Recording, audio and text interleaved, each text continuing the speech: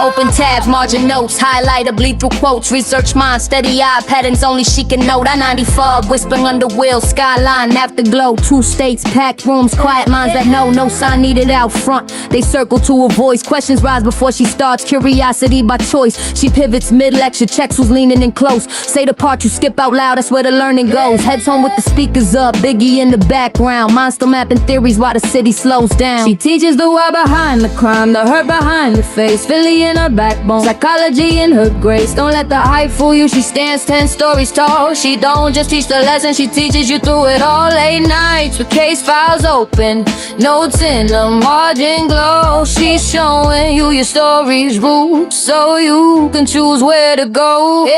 Biggie quotes inside the slides right next to coping skills. Spread love between the lines of how a nervous system feels. Long days, quiet grit, humor in the punchlines. You are more than this moment, written 10 times, old assessments in a folder, ink dust on the sleeve. She can map anxious attachment before you know you grieve. 1 foot in Jersey lecture halls, 1 on the Philly street. Home is where she learned to fight, classes where we don't repeat. Grown kids texting check-ins, pride she doesn't post. She teaches minds all day, then goes in mother's most. Case files, true crime, mind behind the scenes. She doesn't tell you what they did, she shows you what it means.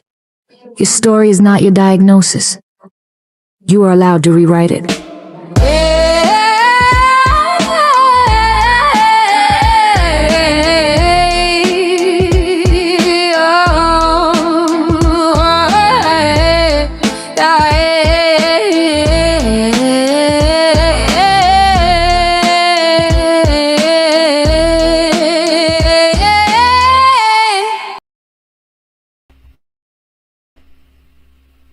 Hi guys, welcome. I know my thing's not on yet, my picture, but that's because there's a reason for it. It's coming on in a second, don't worry. So how's everybody doing? I feel like my intro, when it started, it's usually like plenty of time. Wait, hold on. Okay.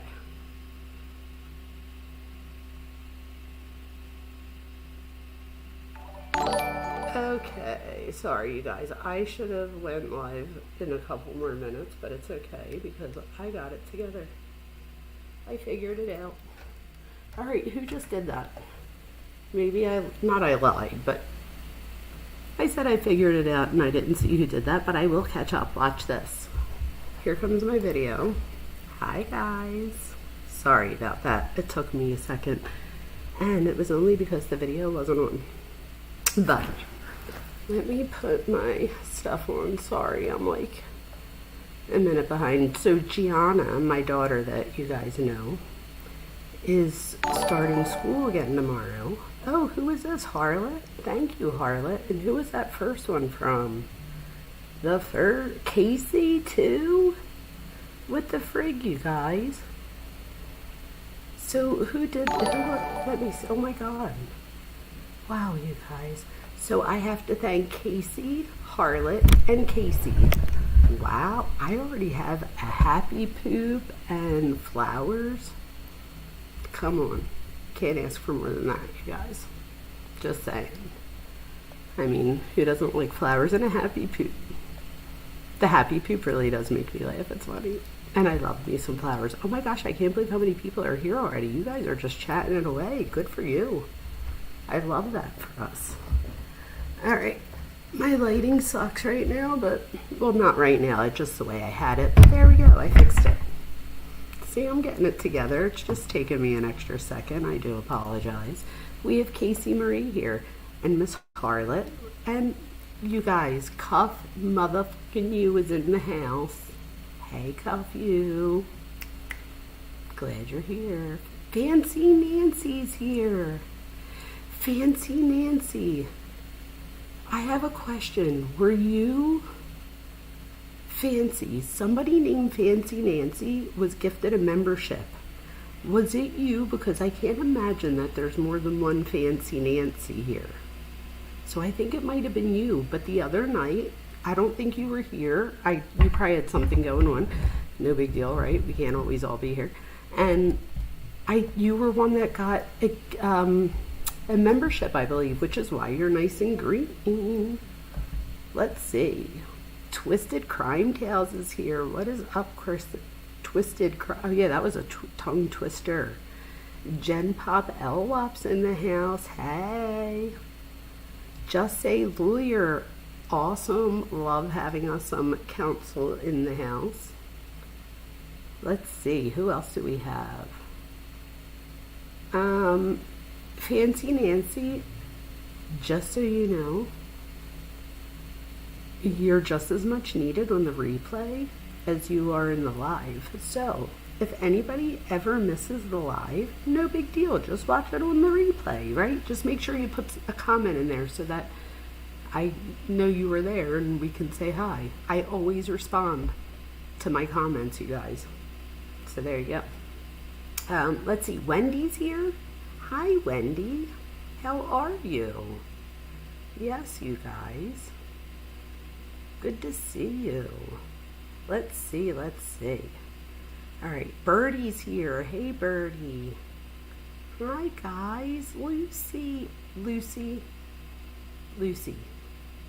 We got to hang out more than once this week. Ooh, someone needs to tell my girlfriend we're live because I see her over in the Discord. And I didn't see her yet in here, but she's probably here. I just didn't get to it yet. Let's see. Miss Harlot's in the house. Miss Harlot's in the house. Who else? You guys are amazing. Heidi's here. Hey, Heidi. How are you? I'm so excited, you guys. All of my friends are here. Except for my girlfriend, but she's coming. She's not in here. Someone needs to go tell her. Cuff, you need to go send her a message and be like, bitch, we're live. Lucy Day. You said you don't have to give an exact location. She doesn't need your social security number. She just wants an approximation, you'd like the first few digits. No, I'm just kidding. Australia. Which is why Lucy's not always here, you guys, because when I'm teaching during the semester, I used to go live a lot earlier, so Lucy would miss it often. So now that we're going live a little bit later, oh my god, Lucy, that is so funny. Lucy just said, wait, you guys, this is an example of straight A stupid. Lucy just said we don't have social security numbers. Duh.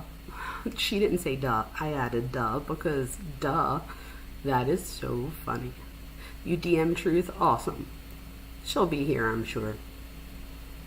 There she goes. My girlfriend's here. I was like, somebody go tell that biatch that I see in Discord right now to get over here. And you came. So there you go. That's why you're my girl. There you go. That was so funny, Truth. You missed it. I just said that Heidi wanted Lucy's social security number. We were making a joke. She was asking where she's from, and she's like, I'm from Australia. We don't have them. So there you go. That was funny. Oh, Travis is here. Hey, Travis. How the hell are you? I'm so excited. Where's Glenn? Someone find Glenn. Come on, Glenn. Where are you at? Then I'll feel like the whole...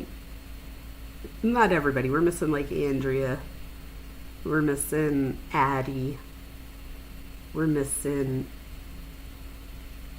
Who else? We're missing a lot of people. Joanne. They're all coming. You're all coming. Let's see. Okay. So while we're waiting for everybody else, I'm just going to get... Sirius Black is here. Okay, our Perzak's here. We can start. There we go. All right, so I'm just going to start, and as people come in, welcome.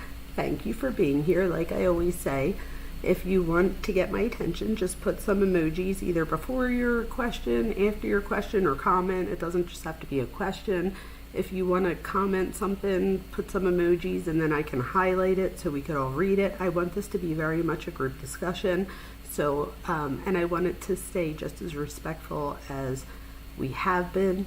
I literally came back on tonight, you guys, because you guys have been, everybody's been really awesome. Hey, Pretend Judge, how you doing? Oh my God, you guys, the whole group's coming in. I love this. Yes. Where's Alyssa and Addie? Joanne, I just summoned you. Did you hear me? Because I said all my friends are here, and then I said, oh, wait a minute, Joanne's not here yet. So there you go. A happy poop, I can't. Thank you so much. That's amazing. Thank you. You are so very kind. I do appreciate you. So as you guys come in, hopefully I don't miss anybody as you come in. If I do miss you, just say another comment, and I'll say, yeah, I'll remember if I said hi or not. So there you go. So you guys, it's just after lunch for Miss Lucy Day, and it's already 11 o'clock at night for me. Isn't that crazy? See? I think it's so cool that, like, I think when, like, you go live, at least for me, I can't really talk for anybody else, but when I first started going live and stuff, I remember, like, I don't know who I thought was, like, here, but I think Cuff You from Florida or like Travis from Texas was like so far away. I was like, oh, wow, like there's somebody that far away. And then to just think that there's people from other countries that come here on purpose. It's like so heartwarming. I can't even tell you. Barbara Hall is in the mother effing house. Okay? Now, come on. What's up, Miss Barbara Hall? Barbara, this is like, what, 2-3 times this week, Barb? What's happening? I'm not complaining. I'm just saying what's going on here. I'm loving this. I get to see all of you. And that's what I said, you guys. I jumped on tonight. I wasn't as, let me be honest, if this were a few weeks ago, I might have just been like, you know what, I'm going to do this live tomorrow night. So because I'm not like 100%, but I'm good because I feel like I've been doing this long enough, I can fill it in. And also because you guys are so supportive and you literally make me want to come back on. So that's a testament to you. Oh my gosh, 4 a.m. in the UK? What the hell? Wait, so I don't know, Wendy, if I say, why are you awake because it's so late, or why are you awake because it's so early? So let us know here. Are you still awake from last night, or do you just get up this early?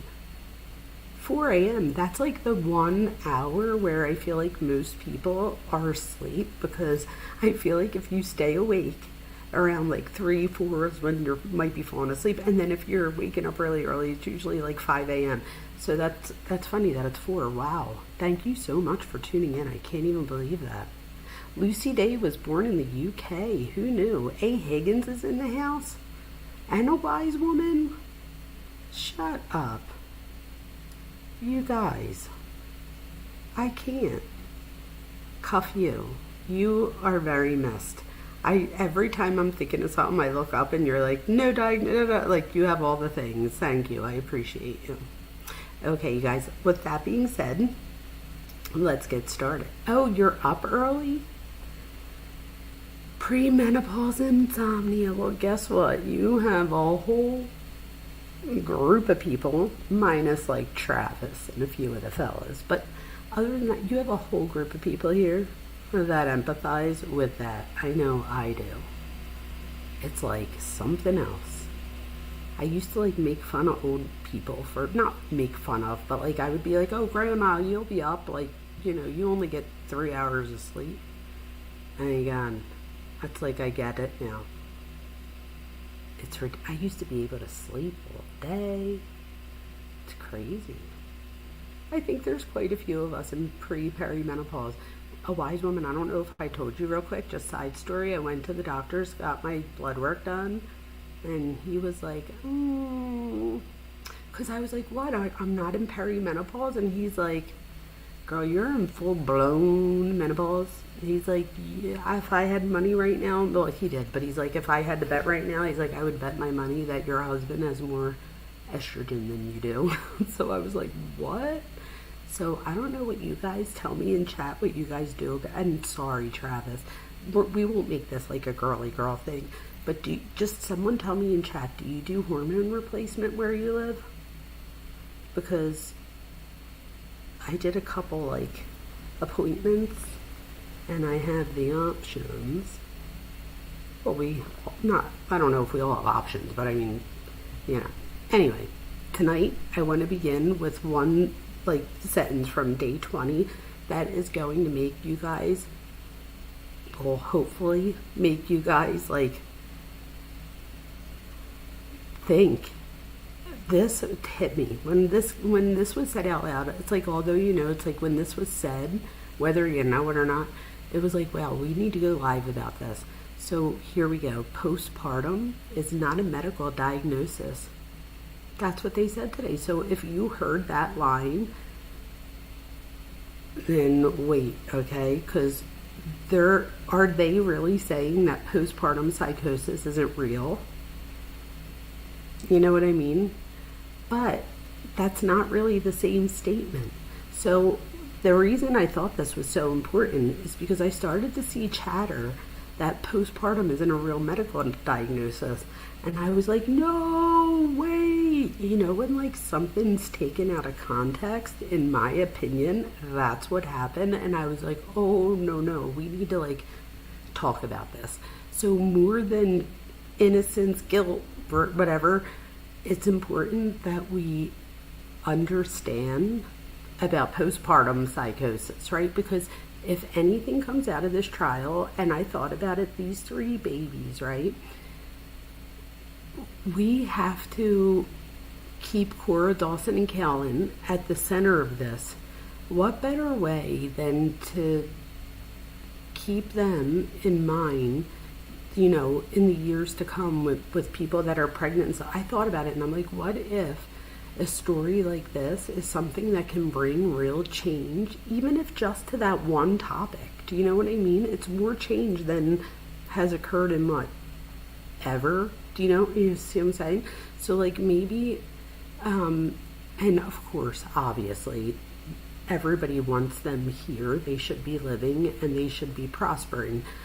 However, keeping them at the center is important, and I hope that their legacy becomes us teaching and talking about postpartum psychosis more, even postpartum depression, even bipolar, right? All of the things. I think just mental illness needs to be talked about more often, and people need to remember that it's okay. And I also have to be honest here, I've always been the person, I feel that people would open up to, and a big part of that is just because of the field I'm in, stuff like that. People, and I mean, let's be honest, if you've ever told me a secret, I've never ever hurt your feelings where you've been like, you told my secret, because I never have. I can honestly say that. I can keep a secret like no other. When I die someday, I am taking so many people's secrets with me. You have no idea. But with that being said, I feel like other people will tell me that no, my friends don't tell me about this, or no, I wouldn't know this about that, or Lindsay's friends, no, she didn't, we knew she was struggling, or we would talk about this, that, or the other, but we didn't talk about things I might want to hurt my kids, or I think I'm going to hurt myself, stuff like that. So I was thinking about it, and can't we come up with a system, Travis, where legally, and for our other lawyers in here, can't we come up with something that's set up so that this is the deal? I was like, why are people afraid to tell someone that they're hearing or seeing these things, whether they're external or not? So whether we believe that it was an external voice saying the things, or whether it's your own thought process, whatever the case may be, if somebody feels like they're a danger to themselves or others, why can't we have a law of some sort where you can feel comfortable knowing that there's something set up in child custody court type thing where you're protected, where you don't have to worry that once they take your kids that you're never going to get them back. So maybe there's some sort of it's a precaution type thing where women actually maybe it's something where the kids are involved somehow. I don't know, you give the custody over to, and again, this would be assuming somebody has this person. If not, there could be a foster situation. But if you have grandparents or aunts, uncles, friends, someone around that would be willing. Maybe that's something like how we make godparents in the Catholic faith. This would be like the godparents. So I would call them, these would be the people I called on if I couldn't do it myself for whatever reason. So maybe there's some sort of, and I'm sure you guys are probably, I have a feeling Travis is going to be like, we already have something like that. You just give temporary custody to your kid, you know what I mean? But I'm saying something where instead of saying like, here, you can do this, something more protectionary, where it's like, if you tell us that that you feel like you're a danger to yourself or your kids or others, whatever, that we can't keep your kids away forever, that there's always going to be a plan to reunite. Does anybody think, and be honest with me, does that sound like, sometimes I like to think that like we can figure it out, you know what I mean? And I'm sure it's not, if it was that easy, it would be done. But in chat, how do you guys think, like, if there was a law in place to where you knew for sure that your kid's not going to get lost in the system, where you're going to be fighting, and you know you're not going to have any money left to even fight because you spent everything trying to fight, like, to where there's something of protection out there that says if you are honest and you get the help you need, that you are not going to be punished from your child forever. And that not only that, but maybe, you know, a program where the mom and the baby can both go. What about that? I'm sure there are. I think there's a few programs like that in the United States. I don't know if do you guys, what is it like in other countries? Tell me from our friends across seas and stuff. What's it like where you live? Like, are you afraid that if you said that you were a danger, that, you know, Child Protective Services, would they come in your countries and take your child type thing? Like, how would that happen? Lucy says LC had multiple family members involved who could have taken the kids for a while. And this is the thing, Lucy. So I'm so glad that you said that, because it just made me think of something. So I'm thinking, because like I said, nothing's ever that easy, right? Which is why I said I'd like to think, but I know that there's always ins and outs to this. So one of the ones I just thought of when I read your comment was, one of the things that have been heavily testified to is that she did not like other people necessarily stepping in to raise the kids for whatever reason. Like, and I don't mean it like she did not even like that. I just mean like she was, she didn't want to just do the mothering. She almost had, I would say that there was, I don't know if you would call, I don't know. You guys, I'm not diagnosing anybody. I'm not doing any of the things. I'm literally using all of my education and experience to give you my opinion on the topic. With that being said, when I say anything, I think I'm like on the island again by myself, which I'm totally okay with, you guys. Just know this. I feel like a lot of people are on the same island right now, and I feel like I'm still like on the, like you guys threw me a life raft somewhere. I feel like I'm like the person that's still on the life raft and all of you are on the boat, and that's okay. And you know why that's okay? Because if anything, as a creator of a channel, there's extra responsibility there. And one of the responsibilities, in my opinion, is to show that you can have a perfectly great, supportive environment and family. That's what I would say we are, like a big family, where just like you would with siblings, we're not always going to agree. And as like the person that's running this particular channel, so the head of my channel, it's a scary place to be the one in the life vest. You know what I mean? Like, it's one thing for all of us to be in the same boat and for us to have like a Glenn or something. Glenn, I love you. I hope, Glenn, you're watching this so that you could be like, I heard you say my name. So Glenn, if you watch us at some point, let me know you heard me. But do you guys know what I mean? Like, if somebody disagrees on some point somewhere, like, it's easier for somebody else that's not the creator to disagree, rather than the creator being the one on the boat of their own. And I'm sure there's some of you out there that maybe would agree with me, but I feel like, but this is my point. My point is, when I go at my little spiel tonight, there might be things that you guys are going to disagree with me on. All I would say is just remember that just like your life experiences inform the way that you perceive the circumstances, and therefore your perception of what should be the ultimate consequences could be different than the way I perceive, and there's nothing wrong with that, right? That's why I love you guys. I would hate it if we always all agreed all the time, let me be honest. And there's quite a few things, you guys. This is the thing. There's a difference between the law and the psychology part of this, right? So that's where I think, I am having a little bit of a problem with. I would have to follow the law at this point. So psychologically, in my opinion, this is just my opinion, I'm not going to make you wait the whole time to find out how I feel. I still feel like there could have been more done for her for the kids. How about that one? There could have been more done for her, but for the kids. So the kids being the number one goal. I feel like she was let down. I do feel like so for me, and I don't know if it's just because of,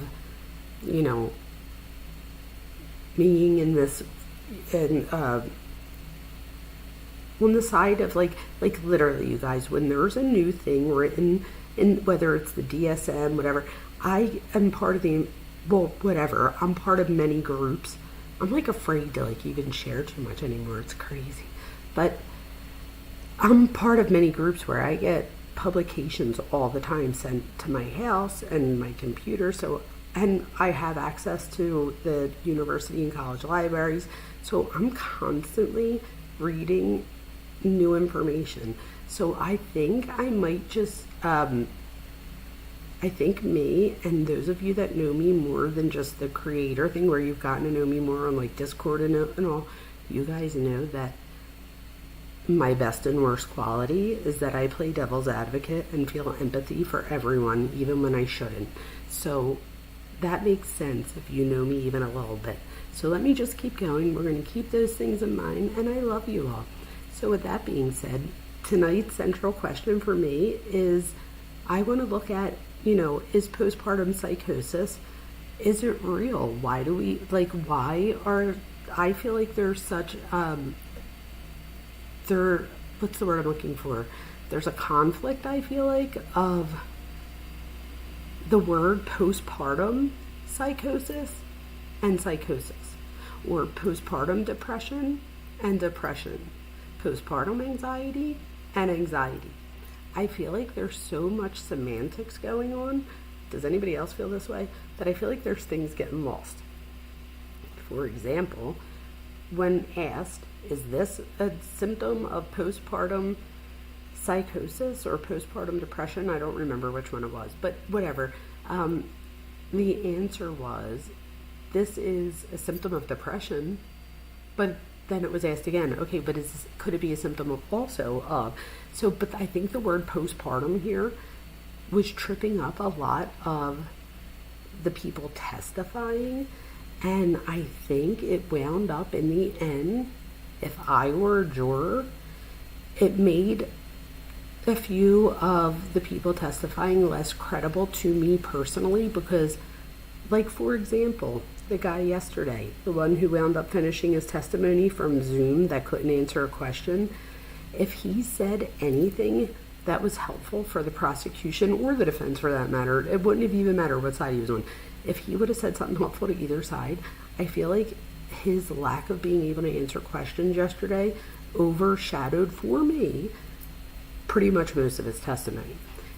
Today, however, the first guy, the one that was from yesterday, the one from Drexel, right? I like him. I think he's really good. I think he's really smart. I think he said today that he believed Lindsay, and I think that that's important, because my thing is this. Although, and we're going to get to it, so I don't want to talk about it too much right now, because I'm going to get to it in a few minutes, but he does say that she's criminally responsible, but he also says that she is suffering from a mental defect, right? So I think one of the things that I liked about him was that I didn't feel like he was trying to say just what he thought he was getting paid to say. Like, so in other words, he didn't say, no, there's no mental defect. Nope, that was a fake attempt.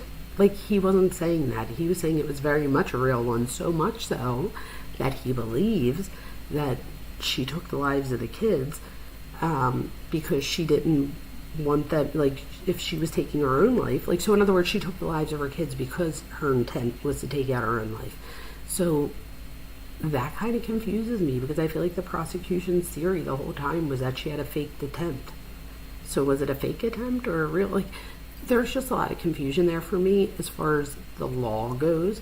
Psychologically, though, I feel like I need to stand firm for me, like stand in my convictions or whatever you would say. So let's go over it. The short answer here, or not answer, the short answer related to his postpartum psychosis recognized. It is recognized. It's rare.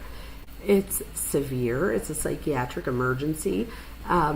Even the DSM-5-TR doesn't give it its own standalone diagnosis. However, it's mentioned as subcategories in other major diagnoses. So when we talk about day 20 here, can you guys believe we're 20 days in? And it's actually more than that, because that's not like counting weekends. We're in day 20 of the trial. That's real. I can't believe it. But anyway, the prosecution's testimony didn't just deny mental illness, right? One expert agreed that Lindsay did have mental disease and defect, and described bipolar 2 depressive symptoms, sleep problems, medication concerns, hopelessness, and serious wanting to take her own life attempts. Yet he still concluded that she appreciated the illegality and retained substantial control over herself and how she acted. So later, Dr. Gregory Sathoff focused, that was the last person that's going to be testifying, and he focused on features of the reported command voice that he considered atypical. So that's much narrower, much harder argument than nothing was wrong with her. So I appreciated this. I appreciated that they didn't try to say nothing was wrong with her, she was good. That would have like made me really mad, and I feel like in my opinion, I feel like the prosecution would have been just fine with that if they found nothing wrong with her and that she was a liar and she was making it up.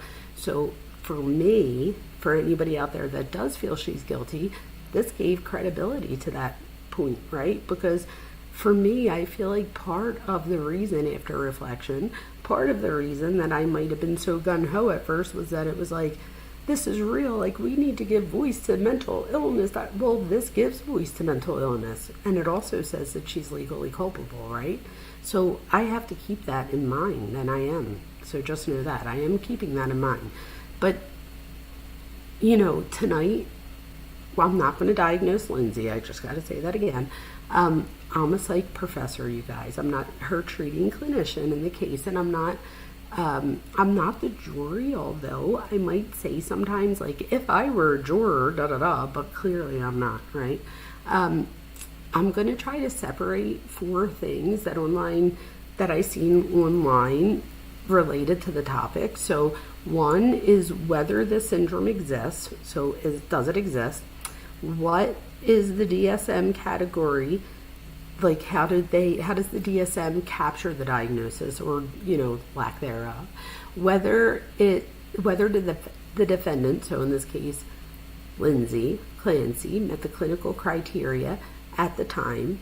And then 4th, whether any medical condition met Massachusetts legal test for lack of criminal responsibility. So we have 4 questions, 4 different evidence like things here that I'm gonna look at tonight. So, of course, before we get into it, Cora, Dawson, and Callan, let's keep them at the forefront always. We can examine the psychology and the testimony without turning their deaths into a debate. So accuracy is part of victim-centered coverage. So let's just remember that. And the first thing we're going to do here is I'm going to the clip real quick. Let me just pull this up so that I can share it with you guys.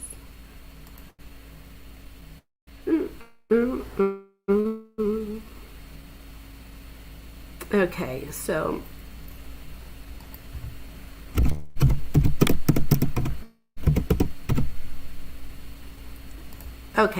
so I'm going to show this first part, and in the first part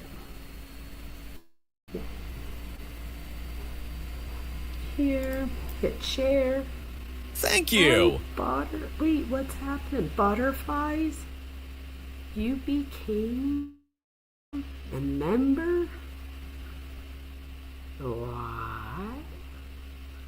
Well, thank you, butterflies, and welcome to the Minds Behind True Crime with Dr. Vona, where we put the fun in dysfunctional 100%. We have fun over here. Thank you so much. Welcome to our amazing, we have the smartest group over here and the friendliest group, and I hope that we can always keep it that way. I hope, you like us just as much as we're gonna love you. Okay, you guys, so this first part here, I have to go to 4305. So let's go to 4305 real quick. Oh, I can't wait to get a new computer. It's going to happen soon, you guys. I'm like getting closer and closer to my goal. Just know that. Like, we're getting closer and closer. And, oh my gosh. They wanted me to say, so let me think about this for a second. But then, all right. Let's start here. Let me mute my thing.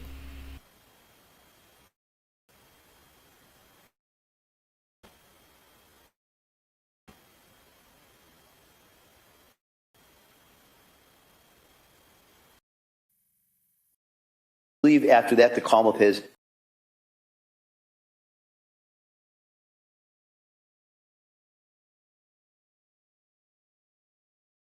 One last witness. Okay. And so that. But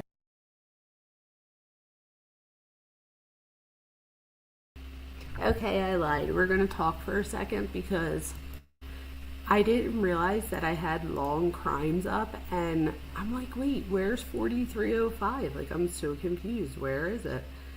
And yeah, this isn't the same one. So just give me 1 second. I pulled up, let me stop that chair.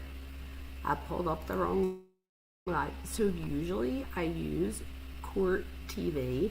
However, I have to get the transcript in order to perfectly line up where it is that I'm trying to go with, you know what I mean, with what it is I'm trying to say. So with that being said, I opened up the wrong one, but I have the right one, and I fixed it, and I'm just going to reshare, and here we go. Look at that, you guys. I'm getting good at trying to get 10% smarter than these problems that pop up. Oh, I shouldn't have said that. I don't want to jinx us. You know what else I remember from last night? I remember someone told me last night to go over here, hit this. Oh, I already did turn the quality down. Oh, good. They told me to turn the quality down because it might be a little bit more pixelated. I mean, not a whole bunch, but we won't, we're less likely to get any interruptions. So that's why I did that. So with that being said, oh, you guys aren't seeing the same thing as me? Hold on, this is why I'm glad I checked. You guys, I thought you were already like looking at what I was looking at, but no big deal. We're gonna see it right now. Here we go, y'all. Hi, everyone. All right, share.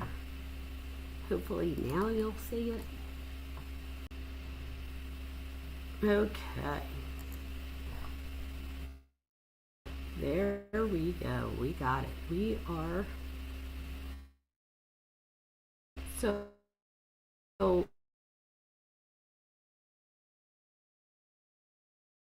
with that being said, let's pull 4305. Glad I looked. Okay, 4305.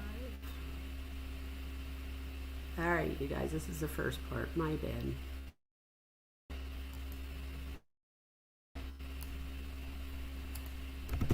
Of the situation or circumstances or whatever. And it's the sort of thing that you can experience in the sense that it's real or that it's not you. It's like you're watching yourself go through actions and so on. And it's the sort of thing that if you talk about it, it sounds like it could be psychotic, but it's actually a recognized, more likely to be a recognized aspect of going through a traumatic situation or set of circumstances that many people going through something like that would experience. And when you say going through something like that, are you talking about when the defendant was strangling her children? That would be one example because that was very traumatic for her. And did the defendant show signs of peritraumatic disassociation in the records or in your conversation with her? She did. She talked about feeling like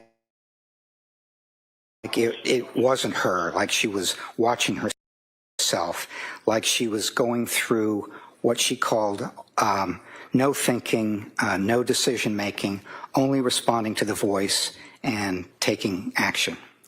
And when she said that there was no decision making involved, did you see anything about in the records or in her detailing of what happened that was inconsistent with that claim, that there was no decision making?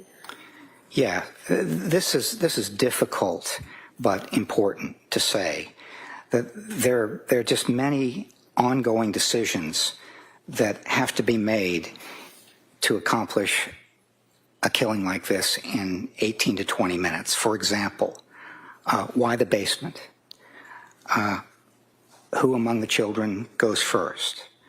What do you say to the kids to keep them from panicking? There are other examples, but Yeah, hold on.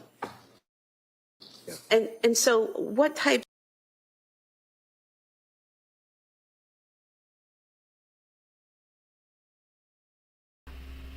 So the witness described peritraumatic dissociation as a sense that events are unreal, that a person feels detached, or as if watching herself act. The description is clinically recognizable, as they say here. Dissociation can involve disruptions in awareness, you guys, and in perception, memory, identity, or a sense of self. And that part is important here. So it can occur in trauma and in extreme stress. So dissociation doesn't just happen, for example, in dissociative identity disorder or multiple personality disorder. This can happen in extreme stress situations, but it's not automatically psychosis, right? And it doesn't mean legal incapacity either. That distinction is really important because psychosis is generally about impaired reality testing, so things like delusions, hallucinations, disorganized thought, or severe disorganization. Dissociation may alter the person's felt relationship to herself or the moment. So a person can feel detached and still make choices, right? Conversely, a person can be psychotic and still retain some capacities. Clinical states do not operate like an on-off switch labeled responsible on, not responsible off. So it's not, there's so much more nuance than that. So here we listen to the wording attributed to Lindsay: no thinking, no decision making, only responding to a voice and taking action. That's a claim about subjective experience. The expert then tested against behavior, Courts do this all the time. Travis will, could probably tell us. They compare retrospective self-reports with contemporaneous records, sequence planning, adaptation, and what the person did before, during, and after the event. But we also have to be careful. The presence of organization doesn't by itself disprove psychosis. A person experiencing delusions or hallucinations can still complete a familiar task. We talked about this yesterday. Communicate coherently in some moments or act purposefully with a distorted reality. Organization answers are one question. So what capacities are observable, not the entire question of what the person believed or why.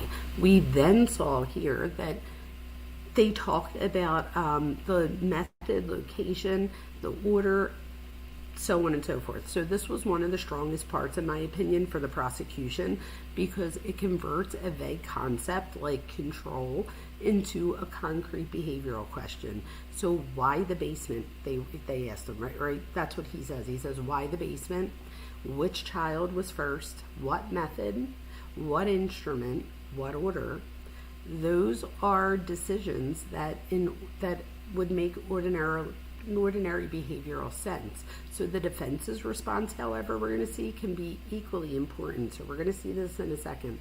Decision making, says the defense, is not identical to rational. Reality-based, normal, intact decision making. Someone can choose a means while acting under a fixed false belief. And remember, that's the definition of a delusion. So the definition of a delusion is a fixed false belief. Fixed meaning that it's not something that is easily changed. I closed all of my tabs out. It's just my shitty computer, you guys. Hopefully it works. Oh God. So here we go. Not here we go. We're already going. But the thing that I want to make sure that we remember here is that you can still be in a fixed false state and look rational to other people. And remember, real quick, the fixed false state, remember the example I gave. If somebody was in a delusion, they very much think that whatever it is that they're thinking in that moment, whatever the delusion is very real to them. So the example I gave was, I shared that many moons ago, I did a few different times over many years of treatment in eating disorder wings of mental health facilities, and they didn't always have a bed open right away. So there were times that I had to stay for like 24 hours in a different unit until a bed was available for me in the eating disorders unit. At the time I was a danger to myself, so therefore it wasn't like stay home and we'll call you when there's a bed open. I was staying. It was just, where was I staying? So I think I shared, well, I did share with you guys last night, that the one woman swore that I was her child, like so much so that at some point I just was like, well, not that I ever questioned her to begin with, because I wasn't going to question her. I just remember being like, I was like catatonic pretty much myself, not in the clinical sense, but I was just pretty much lack of, like, I was so distraught myself that wasn't even something I was worried about. But this person, you couldn't tell her different. I was her child. I swear, like, just as much as I could tell you that my mom is my mom, right? And that's what makes it a fixed false belief, because it's not just a belief like, oh, you guys, I'm really feeling fat. And you're like, oh, stop it, da da da da. And it's like, after a while, you could be like, okay, I might have gained weight, but I guess I'm not fat. It's like, no, you're not changing your mind. This is a fixed false belief. And I think that that's the important part here, because if it was normal behavior, it wouldn't fit in psychopathology or abnormal behavior, right? So we need to keep that in mind as well. So someone can sequence actions and still be severely mentally ill. So the legally relevant question is not just like, what were the motor choices? It's whether mental disease or defect deprived the person of the substantial capacity to appreciate the wrongfulness or conform conduct to law. And I think that that's important. And again, I am not a lawyer, so Travis or any other lawyers we have here in chat, let me know if there's anything that you can add or that you can help me add to, add to the discussion, because that's exactly what this is, an educated discussion between all of us.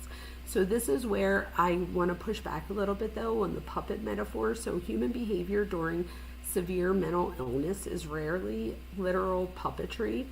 And if the legal standard required complete absence of movement choices, almost nobody would meet it. The better analysis, in my point, asks what capacities remain, what capacities were impaired, and whether the impairment crossed the legal threshold. So that's the thing here for me, right? Legal and psychological. Thanks for the sub. Oh, thank you. Ava just subbed. Thank you, Ava. I appreciate you. Wow, thank you so much. You guys, I only need like 6 more subs to get to my next goal. So if you're finding it in your heart to help me get there, I would appreciate you greatly. Also, my stuff has not been getting out there in the algorithm for whatever reason, and that's okay. As long as I'm helping someone, I'm okay with it. I do this for the love of it, for helping you. And so if I can just help one person, then I feel like I've done my job. But if you guys think that this could help somebody else that you know, please, this is like a word of mouth type growth, this channel.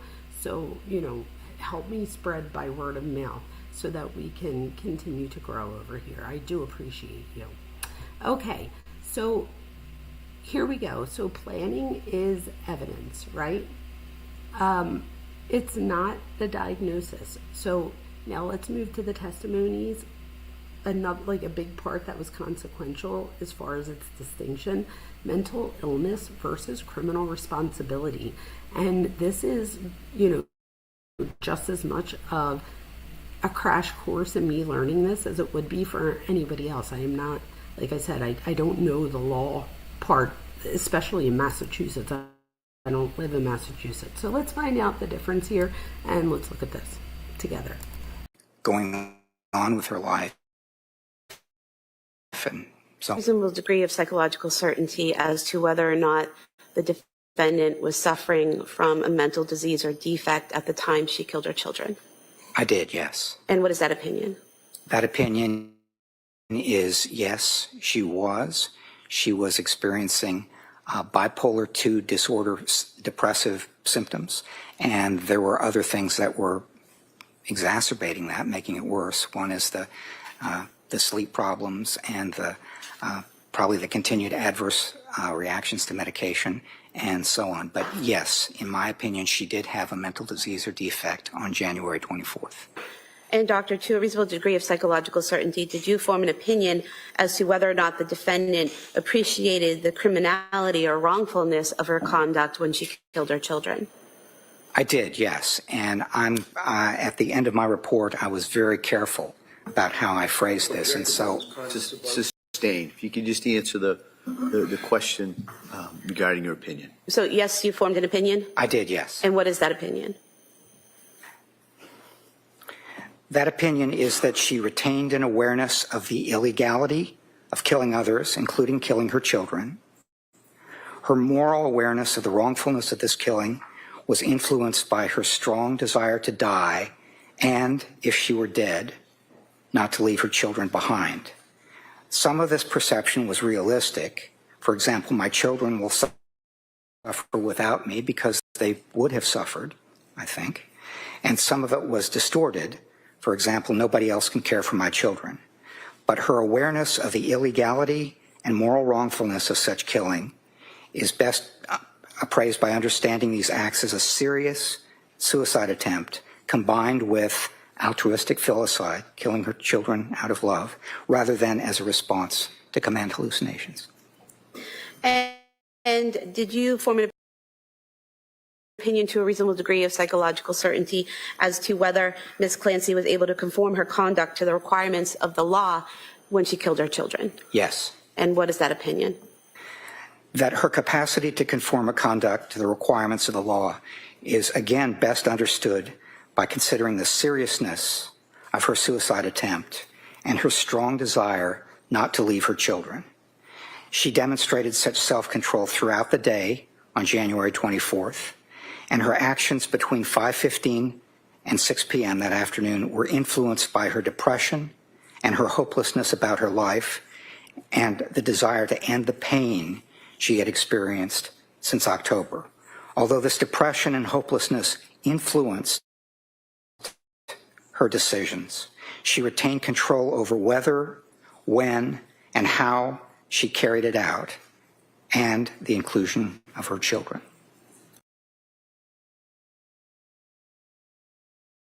You two bad actors, your ass better not go anywhere, because I just did a whole thing about me being on an island of my own. So you better sit your ass in the life vest with me. I said I feel like the one on the life vest out, like everybody's in a big boat, and they like threw me a life vest because I'm still somewhere in the water by myself. So now you could be in the water with me, girl. So welcome. Glad to have someone here. Okay, so here we go, you guys. Notice that the witness here didn't, what he didn't say, not just what he says. So he doesn't say that she was perfectly healthy. He does say, in his opinion, that she experienced bipolar 2 disorder with depressive symptoms worsened by sleep problems and possible adverse medication reactions, and that she had a mental disease or defect on January 24th, the night that the children lives were taken. So that is important, you guys, because social media, and social media just meaning like people, like the online, I guess you would say, that we're actually called netizens. I don't know if you guys know that term, but it's an internet citizen. How about that? So maybe I should use that. But anyway, netizens, if you will, often treat this case as two teams. You're either psychotic and not responsible versus not sick and guilty. This was what I thought was so important, and this was one of the reasons I jumped right on. This testimony all by itself is more complicated, right? So a forensic evaluator identified serious mental illness, and he also concluded that she retained the capacities required for criminal responsibility. So diagnosis describes, the clinical pattern, and then the law asks the functional question tied to the moment of the offense. The DSM classification doesn't decide criminal responsibility, and I think we need to keep that at the forefront. But at least somebody like me, I was mixing up the two. I had to remind myself that there's a difference here, in that, the DSM classification has nothing to do with the law, right? So the DSM by itself is a diagnostic manual, not a verdict, how you do a verdict. Oh, who was that? Thank you, butterflies. I appreciate you. That was so very generous of you. Thank you. Also, we have to remember that the courts apply their jurisdiction's legal standard. So everywhere is different. Like where I live over in Pennsylvania could be very different from where somebody lives in Florida or in Texas or so on and so forth, right? So experts provide opinions about mental state and function, but the jury is the one that determines whether the legal burden was met. So that's another thing we have to remember. For us, hey Higgins, how you doing? For us, we can all feel one way or another. We can all think like, oh, we're on this team or that team, or we think this or we don't think that. And I think at the end of the day, it's really what the jury thinks, right? They have to see, was the legal burden met here? And I'm not sure if it was. What do you think, Travis? Let's call on Travis. And I was the reason I took a second, I was trying to think of the other lawyer name in here, and I'm drawing a blank. I know one is like the pretend lawyer, but then there was another one in here too. I am so sorry, but I know if I see it again, I'll remember. But anyway, all of our law friends and all of our not law friends, what do you guys think? So let's go to this next part here. So this is going to talk about illegality, moral wrongness, and altruistic filicide. Wait, hold on, I might have already played that too. 10208. Oh, I think I'm exactly where I need to go. All right, here we go. Let's listen.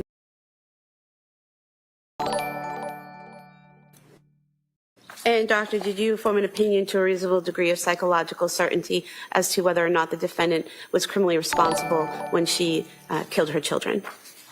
Yes. And what is that opinion? My opinion, my clinical opinion, since I'm not the decision maker here, but my clinical opinion is that she was criminally responsible on January 24th. Thank you.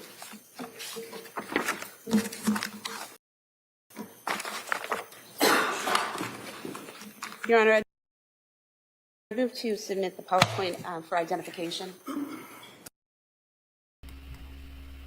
Okay, so just real quick, thank you so much, Joanne. I love that happy poop. I appreciate you. And Heidi, you're right, and Lucy agrees too. We're all potential jurors, so all of our thoughts, and not for nothing, just all of our opinions matter, and that's why we have like YouTube, or not just YouTube, but Just Say Lawyer. There you go. I was like, I know it's something lawyer, it's something lawyer. Just Say Lawyer. So we're Just Saying Lawyer says I cannot say much in this chat. There are a lot of non-facts being put out there. She is criminally responsible. Well, Just Say Lawyer, just so you know, me and you two bad actors are probably the only jurors that you would really have to debate with, let's say. That I'm guessing. I don't know that to be true, but I'm saying off the top of my head. Almost every, and maybe Harlot too. But I feel like most people feel the way that you do, which is why I love our chat. So just know, Just Say Lawyer, that you're allowed to give your, if there's a non-fact in the chat, like if you are like, oh no, you guys are mistaken, just know that if there's a non-fact, it's not because anybody's doing it maliciously. That's one thing I can definitely say about this channel, is that every now and then somebody might say something that isn't right, but they're the first persons to be like, oh my gosh, really? Like, where do I find that? And then they, oh, get out, okay. And then we update ourselves. So just know, I don't want any misinformation out there. So if you know something specific, if you're like, you guys, that didn't happen, if you go to day 16, we'll go look, and if you're right, like nobody here is, you know what I mean? So we're not trying to, nobody here is trying to be right. We want to be accurate. So I hope you feel free to let us know if there's something you think especially that I said that was inaccurate, because I would like to know that. I just don't think men have a clue about us, especially, okay, now none of you men hang up. Travis, stay right there. Especially when we hardly do. So you two bad actors, what you two bad actors is saying, oh my gosh, you guys really do feel that way. Get out. That is, wow. Yes, thank you to everyone, you guys. Gifting is really helpful. Thank you. I do appreciate every jewel you give. I don't have a rhyming word. But anyway, back to this. Wow. So that's saying something. So there are more people out there than maybe I'm thinking that feel that way. And man will admit that. But this is the thing, you two bad actors. There are many men out there who obviously didn't go through menopause or through childbirth, stuff like that. But they have the ability to understand or empathize. Now, it's easier said than done too, right? Like, for example, my husband is so very supportive now. Like, I'm not saying like he wasn't before, but I'm saying like 20 years ago, I didn't think that he understood women as much, and he didn't. He had 20 years less experience than he does now. He lives with 3 women, so he, you know, he gets that, like, he can, not that he can, but that he should know what he does, or know that he doesn't know everything. Just like you said, we don't even know all the things as women ourselves. So yes, hormones is the cherry on top of ways hormones keeps messing with us too. And that's the thing. So like I said, 20 years ago, like during my pregnancies and stuff, it's not that my husband didn't care or whatever. Of course he did. I just don't think that he had enough experience with women that were pregnant at that time to really get it. So like you could be like, oh, I empathize, or like, oh, go, like, but if you don't get it, you don't get it, right? Where today I see his reaction to things and how, like, and he very much has grown, and a big part of that is through experience. So but I'm sure there's clearly more that he could learn. Just like you said, there's more that us females don't even always know about ourselves. And you could also say that our men might not know about themselves. So I will say that there are some out there that try, and if you have somebody out there that's willing to try and understand, or to, you know, help be supportive. And my husband sometimes, like, if he doesn't know what to do, he knows that he's funny as hell. So he will find a way, even in the saddest of moments, to make me laugh.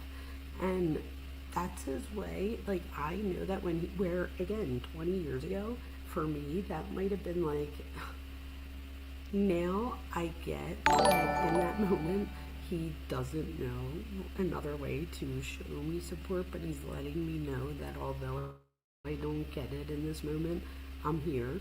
And he'll do that by, like, making me laugh. And often that'll be the thing. Now, trust me, there's plenty of other times that I'm crying myself. You know what I mean? So I'm not saying it's all the time. But all we have to do is hope that people will continue to try. Wow, 6'7", says Butterfly.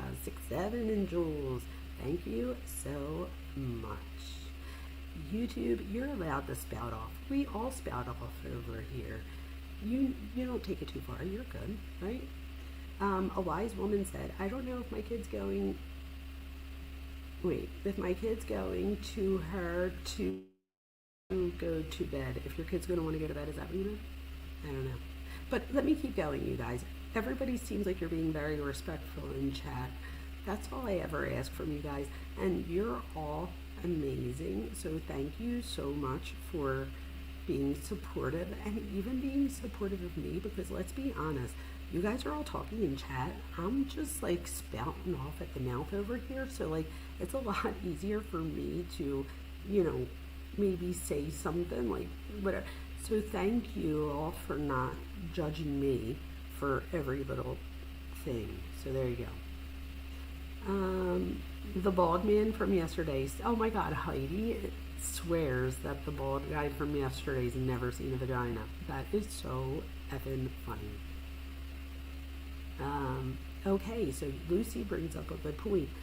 So Lucy, okay, so let me just real quick. So Lucy says about, and so did Harlot and YouTube, a lot of people are saying it, about SSRIs and hormones. The combo can be a bad thing at times. This is what I would say. And I even seen other things commenting about, like, that when it comes to an SSRI, if somebody really needs an antidepressant, right, then I feel like if you need an antidepressant, then your symptoms are interfering with your daily functioning. And at that point, once symptoms interfere with daily functioning and you're no longer enjoying life, or you're not going to work as much, or you're not socializing, so it's interfering with more than 2 areas of daily functioning. We've talked about that before. At that point, if you're going to the doctor to get an SSRI because you've tried maybe talk therapy, or you tried it and it's not working, you need something else, then I might argue that you might take the chance, even if you are going through something like menopause. And again, this is just my opinion. I'm talking about me personally, not you, me. I'm saying in that case, I might what did we call look at, what happens if I don't take it, right?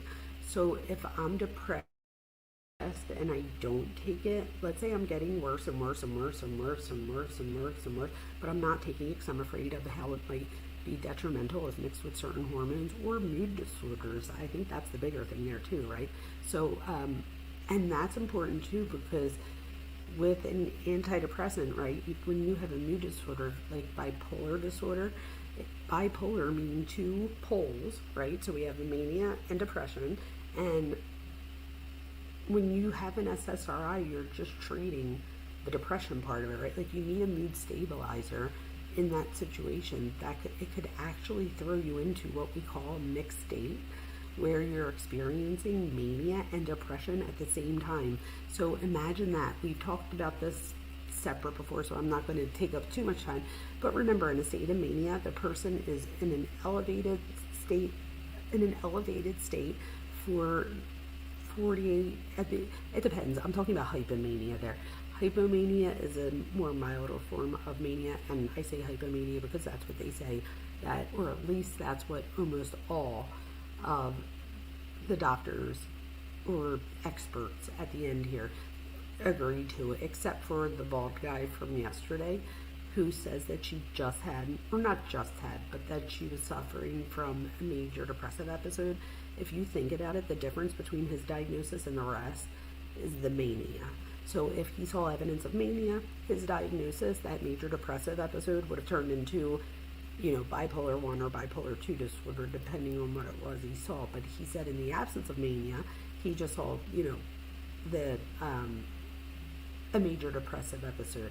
So I thought that was interesting. But even the prosecutors, the passage that we just saw here, you guys, it's emotionally difficult and it's really dense stuff, right? So the witness says that she retained awareness, and that she should be held legally responsible. That's what he's saying there. He also says that her moral awareness, I thought that was crazy. I was like, to even say the word moral, even though I know it was more of like the word used appropriately here, the fact that they said, like, I would have been so afraid to say anything that had moral awareness was influenced by a strong desire to die and not leave the children behind. He also characterizes the deaths as part of a serious wanting to take her life attempt, combined with what the literature calls altruistic filicide. The defense witness is the guy that coined the term altruistic filicide. So this is a belief that death spares the child from suffering. So let's be like real precise here. The word altruistic in this forensic classification does not mean that the act was benevolent, acceptable, or genuinely in the child's best interest. So remember that perception's reality, even when it's not real. So it labels the offender's reported rationale. It is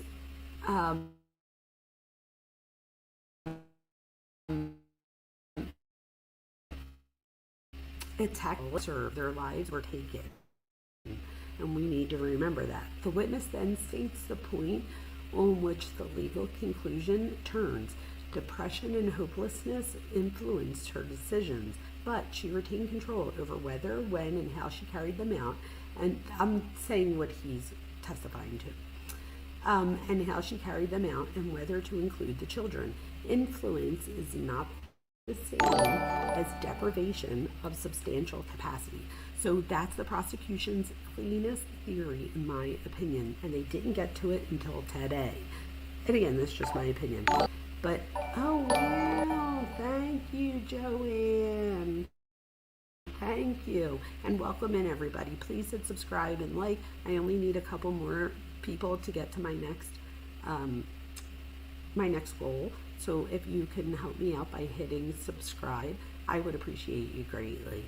So, okay, you guys, so here we go. The prosecution's cleanest theory, in my opinion, is that there was serious illness, yes, which I think is, not for nothing. If I was on the jury, just saying, this would be a problem for me because I feel like they did such a, they went so hard, in my opinion, the prosecution did in the beginning, on how this was a fake attempt at wanting to take her own life. And for me, if somebody wanted to fake the window thing and there's no cameras around that's going to catch anything, you walk out, you open the window, and then you go walk out back and you lay down and you say, oh, Like, why would you even take a chance of paralysis? Or, and again, you could argue, okay, well, she didn't think she'd be paralyzed. She was just gonna, okay, but what would be the purpose of making the fall from the window? Even if you knew that you were gonna land at the bottom and that you wouldn't get hurt that bad, why would you even chance that when there's no cameras, nothing? Nobody's gonna know that you really did it, right? So, and I don't know that in that moment, if you're that like anxious and in the moment and the adrenaline and all, like, are you really thinking about like, oh, the shingles on the way down, people, like, I don't even, so my thing is, if you're gonna fake the window thing, just walk outside and lay down. That's my big problem there with the whole, like, you know, and the prosecution went hard on that.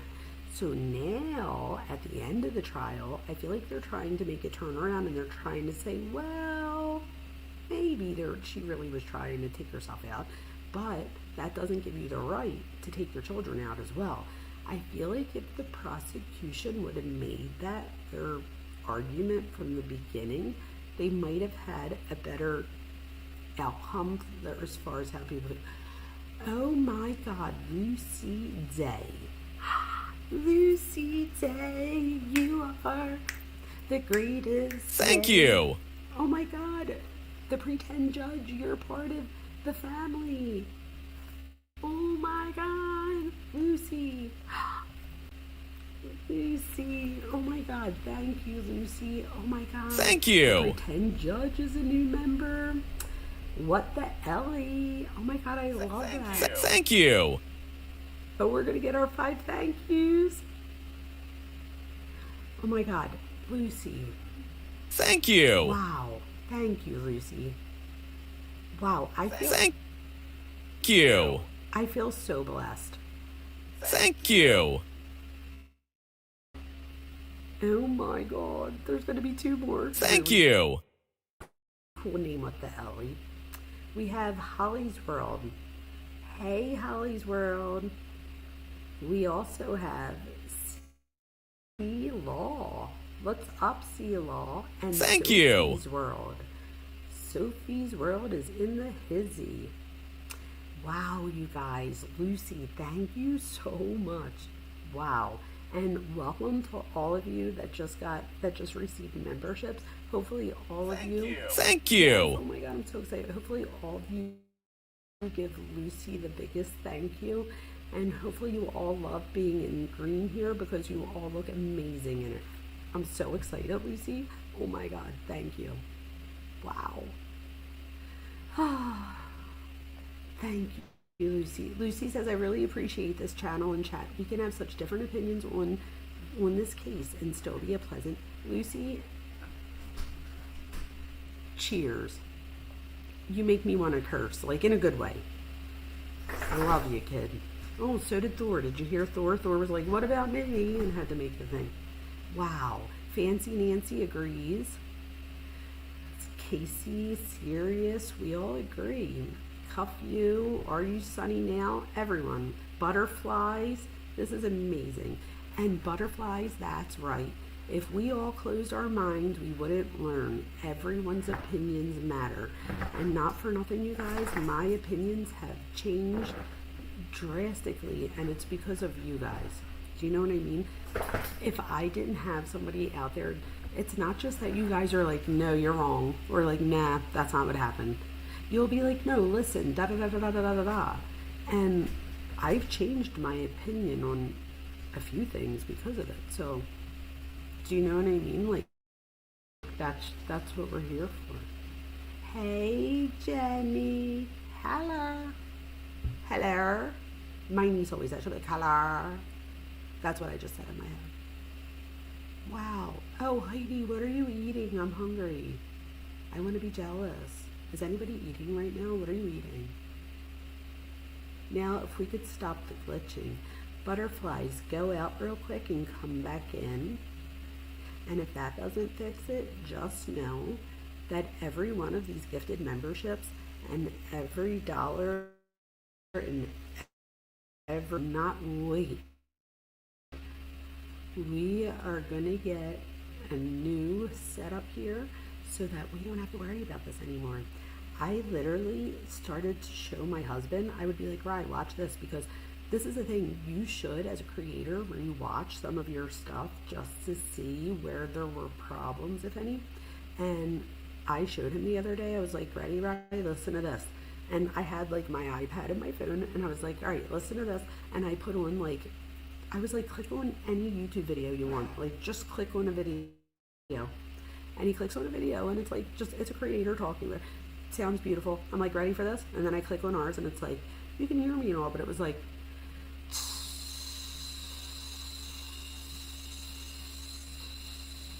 oh my God. He was like, oh my God. You know what he said? He said, oh God. And he said, people still come back. He said, they must really believe in you. I was like, guess what? You're probably friggin' right. You know what I mean? So I do appreciate you guys. And I promise you, our friends here, I will never forget you guys. I never. Not that you're ever going to give me a reason to, because you guys are stuck. Aww. Wendy, I am so excited. I go back to work next week. Oh, you guys, Thor's like, pay attention to me, biatch. I'm going to put on the next clip here so that I can go open the door for Thor. Open the door for Thor. Okay, this next segment is postpartum. Is it not a medical diagnosis? Let's see what they say. And you guys, just remember, I know you will, but just remember that just because it might not be considered a medical diagnosis in one area doesn't mean, well, you'll hear. Let's let the witness tell you. Correct. General anxiety symptoms, right? That's your testimony yesterday. It looked from what the records reflected that anxiety was something that they were focusing on her experiencing. And then you said in your testimony, but not so much the postpartum. What does that mean? It means that in December, she would have been 7 months away from giving birth to Callan. And consequently, it was less likely to be postpartum than bipolar or major depression or something like that, rather than postpartum depression or postpartum psychosis, something like that. Because you know that postpartum is not a medical diagnosis. That's just the fact that you had a baby, right? I do know that, yes. Okay. And when she went to that hospital, did they provide any help for her or any medication, or what happened on December 15th? She did not stay in the hospital very long, and so no, she didn't remain there long enough to get the kind of help that you would usually get on an inpatient basis. But the next day or thereabouts, she goes back to see Tufts, right? Yes. Okay. So she immediately tries to reach out for help to anybody that would listen to her, right? She was trying hard to get help. Now we get to December 20th. December 20th wasn't a very good day either, was it? Well, that was the day she went to the she went to the Rhode Island hospital that had a postpartum program. Now, you know from looking at the medical records that, in fact, it was recommended to her, I think by maybe the LASCW young lady, Letitia Dukes, but maybe I'm wrong. You're in the records. Someone told her to get in touch with this Rhode Island hospital, right? Yes. They specialized in postpartum care for women that possibly are going through postpartum psychosis or postpartum depression, right? Yes. And Pat, is that correct? Correct. and he dropped her off and was evaluated by a doctor and some people, correct? Yes, And you reviewed those medical records, right? I did. And when you reviewed the medical records, did you see that she was also involved in group discussions and crayons and coloring and things like that? Yes, I did. Yeah. Did that help her out, do you think, coloring? There's a number of things that they try to do. I think coloring as such would not. Okay, so I'm back. I had to let Thor out real quick. So that was this witness contrast postpartum depression. So let me go over this real quick. So counsel then says to him, in quotes, postpartum's not a medical diagnosis. Oh, thank you. Who was that? Someone just did something. It'll come up in a second. My thing's like frozen. Anyway, did you see that, Dr. Nona? That was funny. I saw the person leaning over. I was like, oh my God, I gotta hit this. And Doritos, you guys, for the record. Have you ever had Cool Ranch Doritos with cream cheese? Don't make fun of it until you try it. Bangin'. Anyway, A. Higgins. A. Higgins just said she's having Cool Ranch Doritos and sour cream. And I legit just said, oh my God, Casey said, oh, I've never had Doritos and cream cheese. Wait, did Heidi say to try that? If so, wow, that's amazing. So you guys have to try it. You have to put it, cream cheese, and any Doritos are good with it, but Cool Ranch Doritos and cream cheese, there's something about it. Ooh, Barbara said peanut butter and blackberry jelly. Oh, yum. Wow, so good. Okay, anyway, back to this real quick.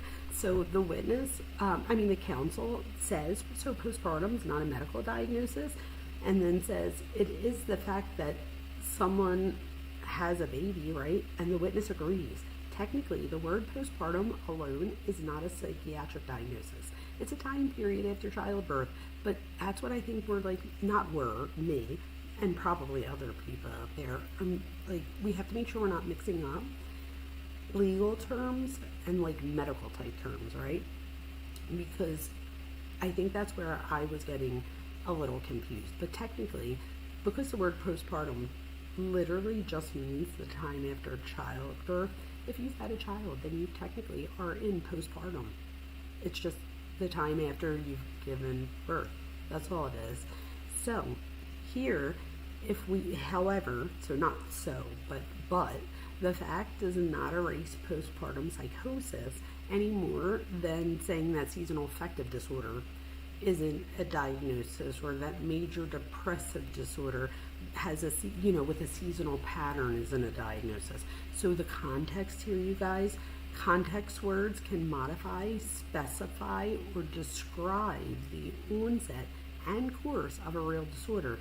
And I think that's where things are getting taken technical. There's technical words here being taken very literal, and I think that's where the confusion, for me at least, came in. So the clinical translation here is postpartum psychosis isn't a standalone. That's what they're telling us here. We could see it if you have a DSM-TR, a DSM-5-TR. Open it up, you'll see it's not a standalone diagnosis. The other ones that'll have the diagnosis with the criteria, we don't see that same thing for that.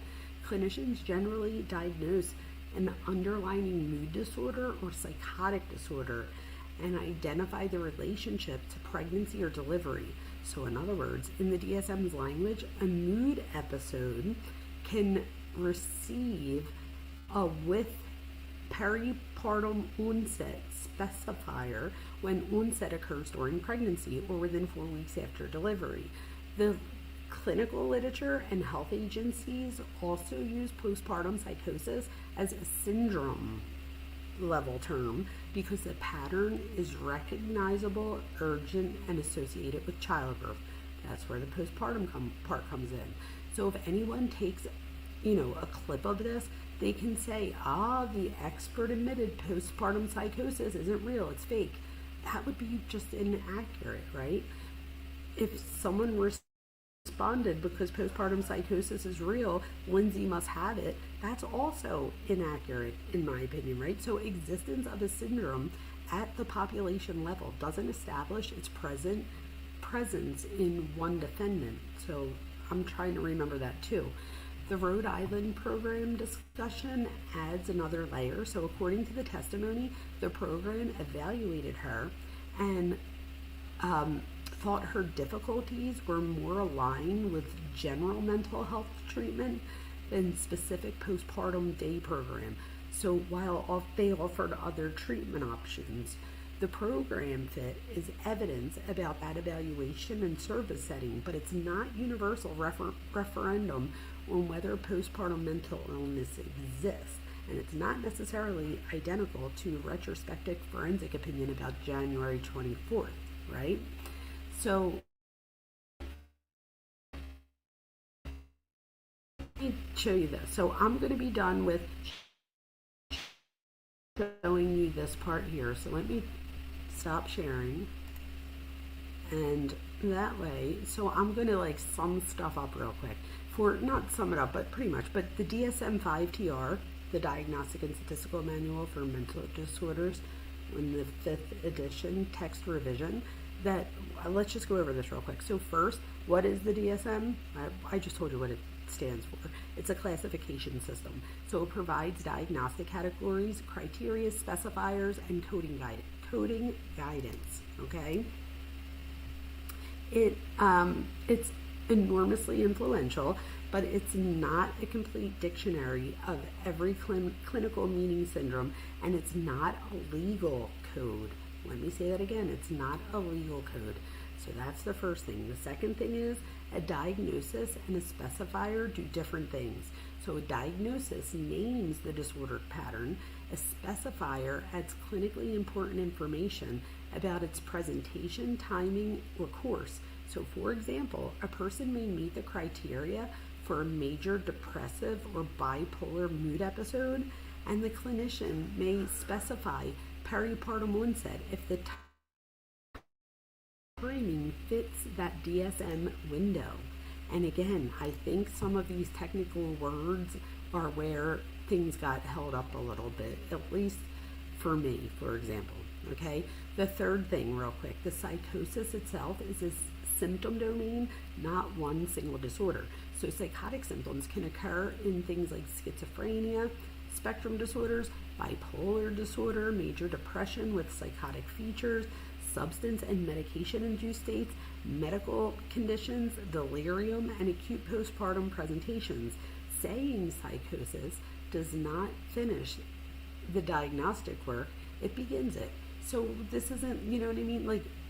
They kept getting hung up on the word postpartum, and that was annoying me so much. I don't know if it annoyed anybody else. But the American Psychological Association's current patient education explicitly calls postpartum psychosis a rare but serious condition and lists extreme insomnia, excess energy, agitation, voices, paranoia, and suspiciousness amongst possible symptoms. The APA also notes the strong relationship with personal or family history of bipolar disorder. That's entirely compatible with DSM classification under an underlying mood disorder rather than a freestanding postpartum psychosis diagnosis altogether. So I think it's important, you guys, in my opinion, that she's now, they pretty much all, except for the bald guy from yesterday, they all agree that she has bipolar disorder. She's being treated for the past 3 years for bipolar disorder. Thank you. Oh, thank you, Birdie. 12 months? What? I didn't even realize. In case, I don't think it's glitching. Go out and come back in. I just closed things down in the background, so it could just be that when I close stuff out, it glitched for a second. Wow, 12 months. You guys, how long have I had memberships? I didn't realize I even had them that long. Holy crap. Thank you, Birdie. Wow. Okay, so here we go. So the APA, you guys, back to that real quick. The DSM, they have a narrow peripartum onset timing window. It's not the only clinically used frame, so remember that too. So it's not, we don't just go by the Diagnostic and Statistical Manual. There are other organizations that I'll go over in a minute, or I'll let you know what I mean, that people can take into consideration. So with that being said, OBGYN. Thank you. Oh my gosh. 3 members? It picked up where I left off. Why, did you say something before that too? Thank you so much, you two. Horsewoman, how are you? And you know doctors aren't reporting serious adverse drug reactions either. Guess what? Horsewoman, I don't know that a lot of people even know that they can report symptoms through the FDA MedWatch. So you guys definitely look that up at the APA's MedWatch. I think if anything, that is something we can all get out of tonight, that there is somewhere that we can go, that if you are experiencing symptoms, instead of bringing it just to your doctor, because I think you should still tell your doctor regardless. You might happen to have a doctor that cares and does something with it, but make sure you go report it if you can. Do you know what I mean? If you have access to the internet and stuff. So that was a great resource. I appreciate you for reminding us about that. So the DSM here real quick, obstetricians and public health literature, they often monitor mental health throughout the first postpartum year. So we're going to see different time periods as far as what's considered postpartum. And again, one isn't taken as, this is it and not that. We need to come up with a better idea of what this means and what we consider that period of time. Is it a year? Is it 12 weeks? So on and so forth. So the broader care windows don't magically rewrite the DSM criteria though either. They answer a different question. How long after childbirth should clinicians remain alert to serious mental health conditions? So this is a mistake I want everyone to avoid. I call it category error. So a category error happens when we use an answer from one system as if it resolves a different system. So not standalone in the DSM does not mean that it's not clinically real, right? So recognized by the World Health Organization or the NIH does not prove that the defendant meets the criteria either. So mentally ill does not automatically satisfy a legal insanity standard. Organized behavior doesn't automatically disprove psychosis either. So, my brain's everywhere on this one, but each claim needs its own evidence. And I want to add my little professor caution here about retrospective diagnoses. Evaluators often work with interviews conducted months later, sometimes years later. Treatment records created for different purposes are used. Family reports, medication histories, and behavior reconstructed after a catastrophe. So memory is not a video recording. Records can omit symptoms that were not asked about or not disclosed or maybe not recognized at the moment. At the same time, a late emerging symptom report deserves scrutiny, especially when it becomes central to legal responsibility by both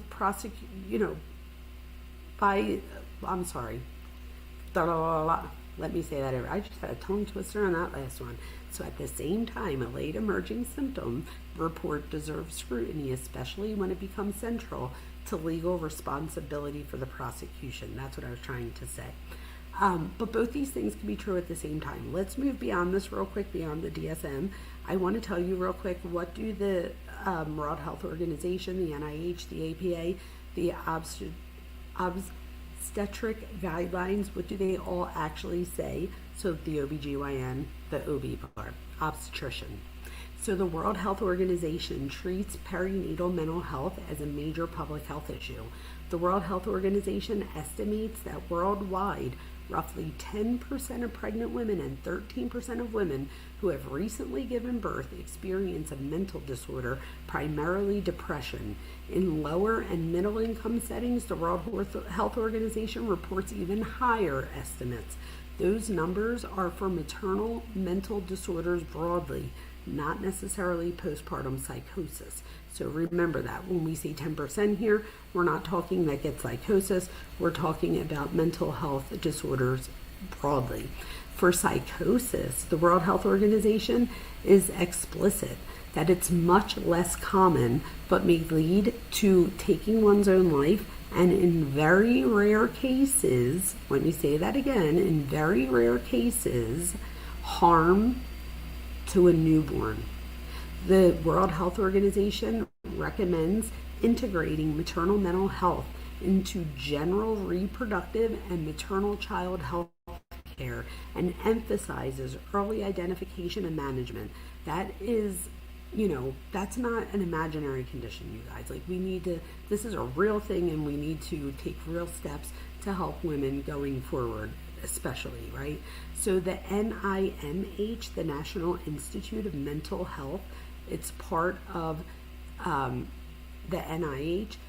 They state that postpartum psychosis is a serious mental illness that can occur after childbirth.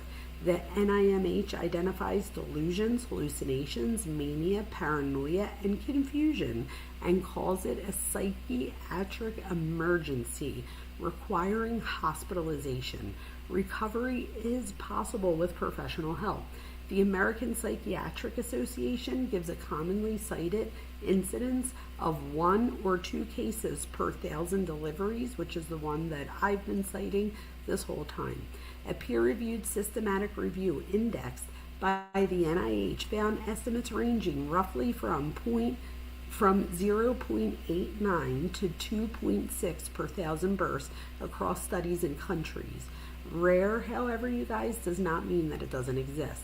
It means that base rates matters. When a condition is rare, clinicians and forensic evaluators must be disciplined about differential diagnoses and not assume that every severe postpartum crisis is psychosis. So we have to remember, we can't go to, we can't move the needle all the way to the other side, because then people aren't going to, they're going to be, they might not that they're not going to, but they might be less willing to share if they think that they're going to get a psychosis diagnosis. There we go.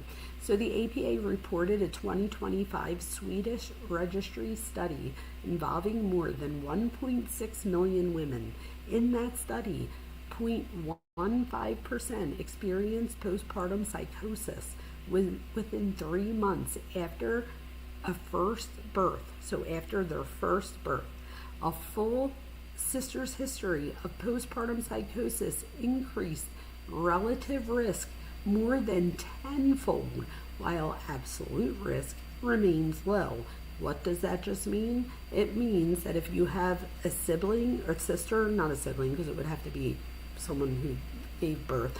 So if you have a sister who gives birth and has postpartum psychosis, your risk becomes tenfold, even though the overall risk with the general public remains relatively low, right? So this is a great example of why relative risk and absolute risk must be discussed together. So 10 times higher sounds enormous, right? But the underlying condition remains relatively uncommon. So although for your family it may, be tenfold, that we need to understand, what does that mean? You guys could tell, I think you could tell that I'm like so passionate about research and looking at all of the latest research out there. That was one of the things I would have been mortified if I was one of the witnesses testifying and I cited somebody's work and I didn't know that since that citation, they've not only updated their work, but according to the defense, and I'm going to have to look into that specific paper, but according to the defense, they not only like updated, they like retracted some stuff. So if that was me and I was using that as part of my, you know, of, what's the word I'm looking for? My final report, that's the word. If I was adding that to my report and then found that out, I would have been mortified. But I don't know. We'll see what happens there. But okay, so next, let's real quick. The ACOG's clinical practice guidance separately addresses acute postpartum psychosis and treats it as an emergency requiring immediate psychiatric evaluation. ACOG also stresses bipolar screening in perinatal care because bipolar spectrum illness and postpartum psychosis overlap substantially. Again, classification complexity is not non-existence, but let's repeat that again real quick. ACOG stresses that bipolar screening in perinatal care is important because bipolar spectrum illness and postpartum psychosis overlap substantially. So what do these authorities establish for the Clancy case? Well, they establish that postpartum psychosis is clinically recognized emergency and that bipolar spectrum features, sleep disruption, timing, mania, depression, delusions, hallucinations, confusion, and functioning all deserve careful assessment. What do they not establish? They don't tell us whether Lindsay Clancy was psychotic at the relevant moment. That remains an evidence question. And that's where I think a lot of us differ. So real quick, let's just tackle the timing dispute because day 20 turns this like clinical nuance type thing into courtroom conclusions. So wait, let's see. Do I still have this up? I just have to reshare my screen. Oh wait, I think I took it down. Oh crap. Okay, I'm just going to tell you this part so I don't have to bring the whole thing back up because we've been up here for a while anyway. But just real quick, over here, this is where the lawyers, they appeared to disagree when they were answering questions. So one side points to the DSM's peripartum onset specifier and relatively narrow onset window. The other pointed to the clinical source that discusses postpartum mental health across longer periods, sometimes up to a year. The question must be, a window for what? For applying a specific DSM specifier? For surveillance and treatment during the postpartum year? For typical onset of an acute psychotic episode? Or for whether childbirth-related biological and psychosocial changes remain relevant? They're not all interchangeable. They all need to be answered separately, in my opinion. So for me, the strongest research consensus is that postpartum psychosis usually begins suddenly, often within days to the first few weeks after birth, with many summaries using the first 6 weeks as the classic high-risk window. Broader postpartum care guidance may extend through 12 months. A later presentation is not conceptually impossible, but as time from delivery increases, the causal and diagnostic claim generally needs stronger class-specific support and careful differential diagnoses. So for this case, timing is especially important because the relevant symptoms, diagnoses, medication changes, sleep disturbances, return to work anxiety, wanting to take one's own life thinking, intrusive thoughts, and the reported voice did not all begin in one moment, right? So a good forensic formulation should build a chronology, not just put the word postpartum over an entire period, like blanket it, right? So the prosecution gains force, though, by asking, if multiple authorities describe earlier typical onset, why prefer postpartum psychosis over bipolar depression, severe depression, medication effects, anxiety, obsessive or intrusive thoughts, or another explanation? The defense gains force by asking, are you treating a narrow manual specifier as if it invalidates a wider clinical syndrome? Or are you ignoring the perinatal context because symptoms did not fit one textbook calendar. Do you know what I mean, you guys? So the scientifically fair answer, in my opinion, is that the timing changes probability. It doesn't independently prove or disprove the condition. Symptom patterns, course, collateral records, prior history, family history, sleep, medications, medical cause, functional change, and contemporaneous reality testing all matter, in my opinion. So that brings us to, real quick, with Dr. Gregory. He was introduced as the psychiatrist, you guys remember, right? He describes a 1987 article that involved 2 cases of postpartum psychosis associated with bromazepine. I don't want to say that wrong, but then used to suppress lactation. So the point of the medication was to suppress lactation, but they said, there might have been a higher incidence of psychosis when taken. So the credential section here mattered, but the cross did spend significant time testing the experience with postpartum psychosis. So let's remember that he was also, I don't know if you guys caught this, but didn't he say he was on the behavioral analyst unit for the FBI? I was like, that would be that's a pretty big deal if so. If I heard that right, that was a pretty big deal. So accordingly, when looking at this guy's testimony, right, Lindsay describes in her testimony, not her testimony, but in her interview, I guess you would say, described a male voice outside of her head, repeating the same command continuously after a phone call throughout the strangulations, and then that stopped after the youngest child was strangled. So I don't know if I'm saying this wrong, but Sathoff highlights, that's the witness that was up there, the last one, highlights that there were no documented prior voices and that the voices ended before she took her life. Or before she attempted, to take her life. His interference is that the pattern is atypical. A first ever voice, constant like a tape, ending abruptly when the command acts were complete without accompanying delusions. He says carrying out an act is not ordinarily curative of a hallucination. That is probative, but atypical must not be translated into impossible. Psychiatric symptoms are heterogeneous, so records may miss symptoms. People conceal thoughts because they fear hospitalization or loss of custody. We talked about that in the beginning.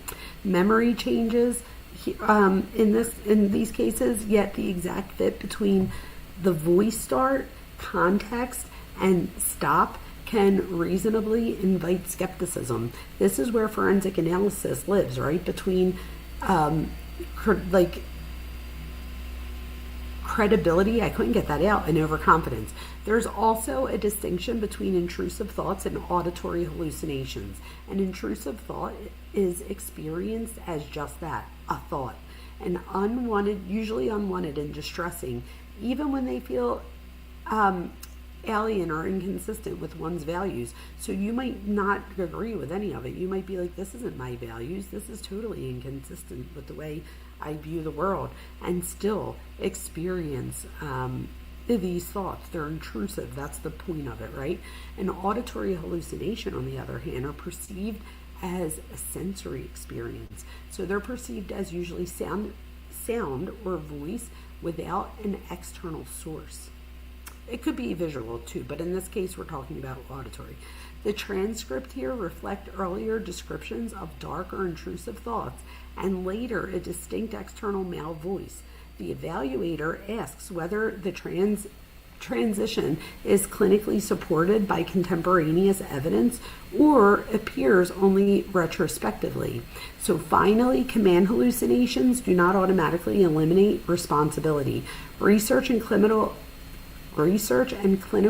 experience show that people do not invariably obey voices. That was another important thing that I got from this witness. An evaluator must examine belief in the voice, perceived power, threats, delusion context, ability to resist, competing motives, planning, and behavior. The existence of a command is relevant, but it's not the whole legal analysis. So where does this all come down for me? Patterns. You guys know that's like my middle name here, right? I'm always looking at patterns. I always will be. It's just how I was trained. So in conclusion, is postpartum psychosis real? Yes. The World Health Organization, the NIH, the NIMH, the APA, ACOG, and peer-reviewed literature all recognize it as a rare severe psychiatric emergency. The fact that the DSM-5-TR does not list a standalone disorder titled postpartum psychosis is a classification issue, not something that just makes it disappear altogether, or like that doesn't even exist. That's not it. It's literally a classification issue. Did day 20 prove that Lindsay Clancy had postpartum psychosis? No. Population level recognition cannot diagnose an individual anyway, right? I'm always saying we're not diagnosing over here. The jury did hear prosecution experts argue that another formulation better fits the chronology, records, retained choices, and reported voices.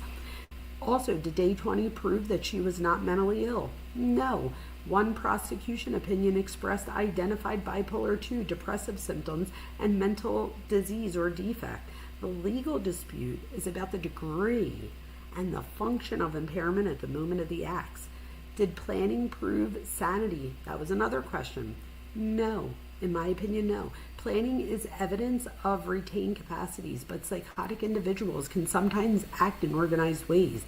Did a reported command voice prove legal insanity? Also, no, in my opinion.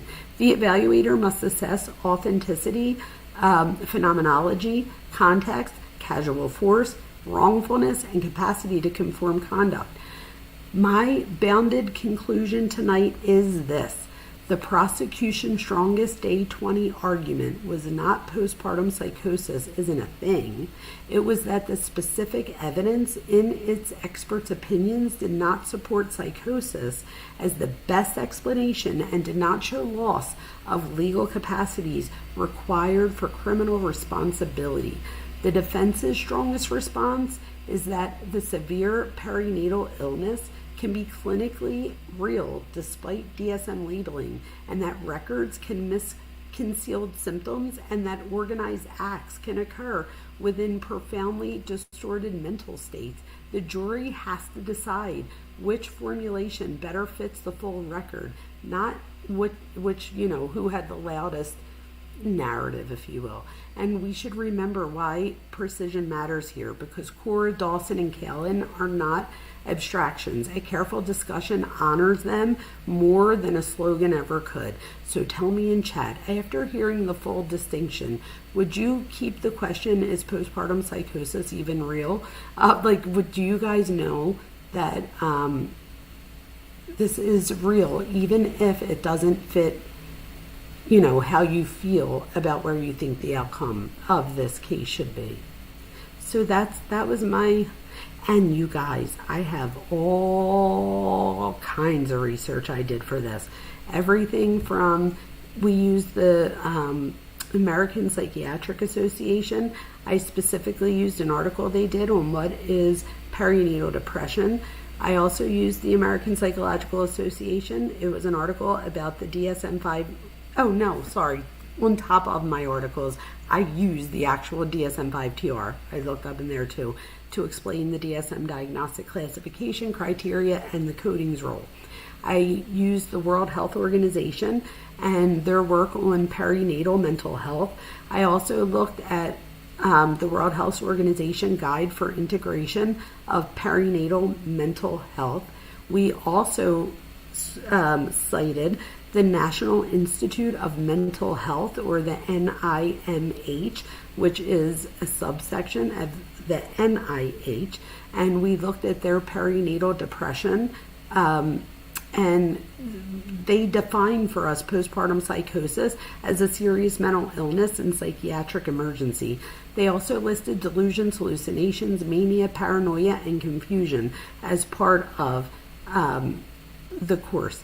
The NIH, the NCBI bookshelf, postpartum psychosis was also used. I looked at their clinical overview, the risk factors, symptoms, emergency response, and prevalence estimates. We also cited Vanderkirk et al.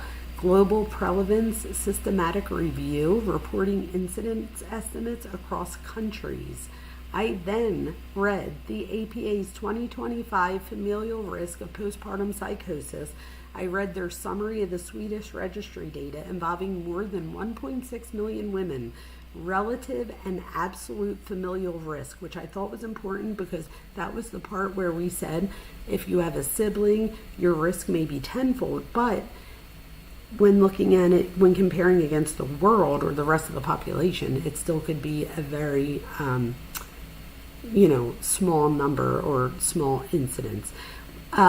Almost finally, I think we have two more. We looked at ACOG Clinical Practice Guideline number 5, evidence-based guidance covering acute postpartum psychosis and other perinatal mental health conditions.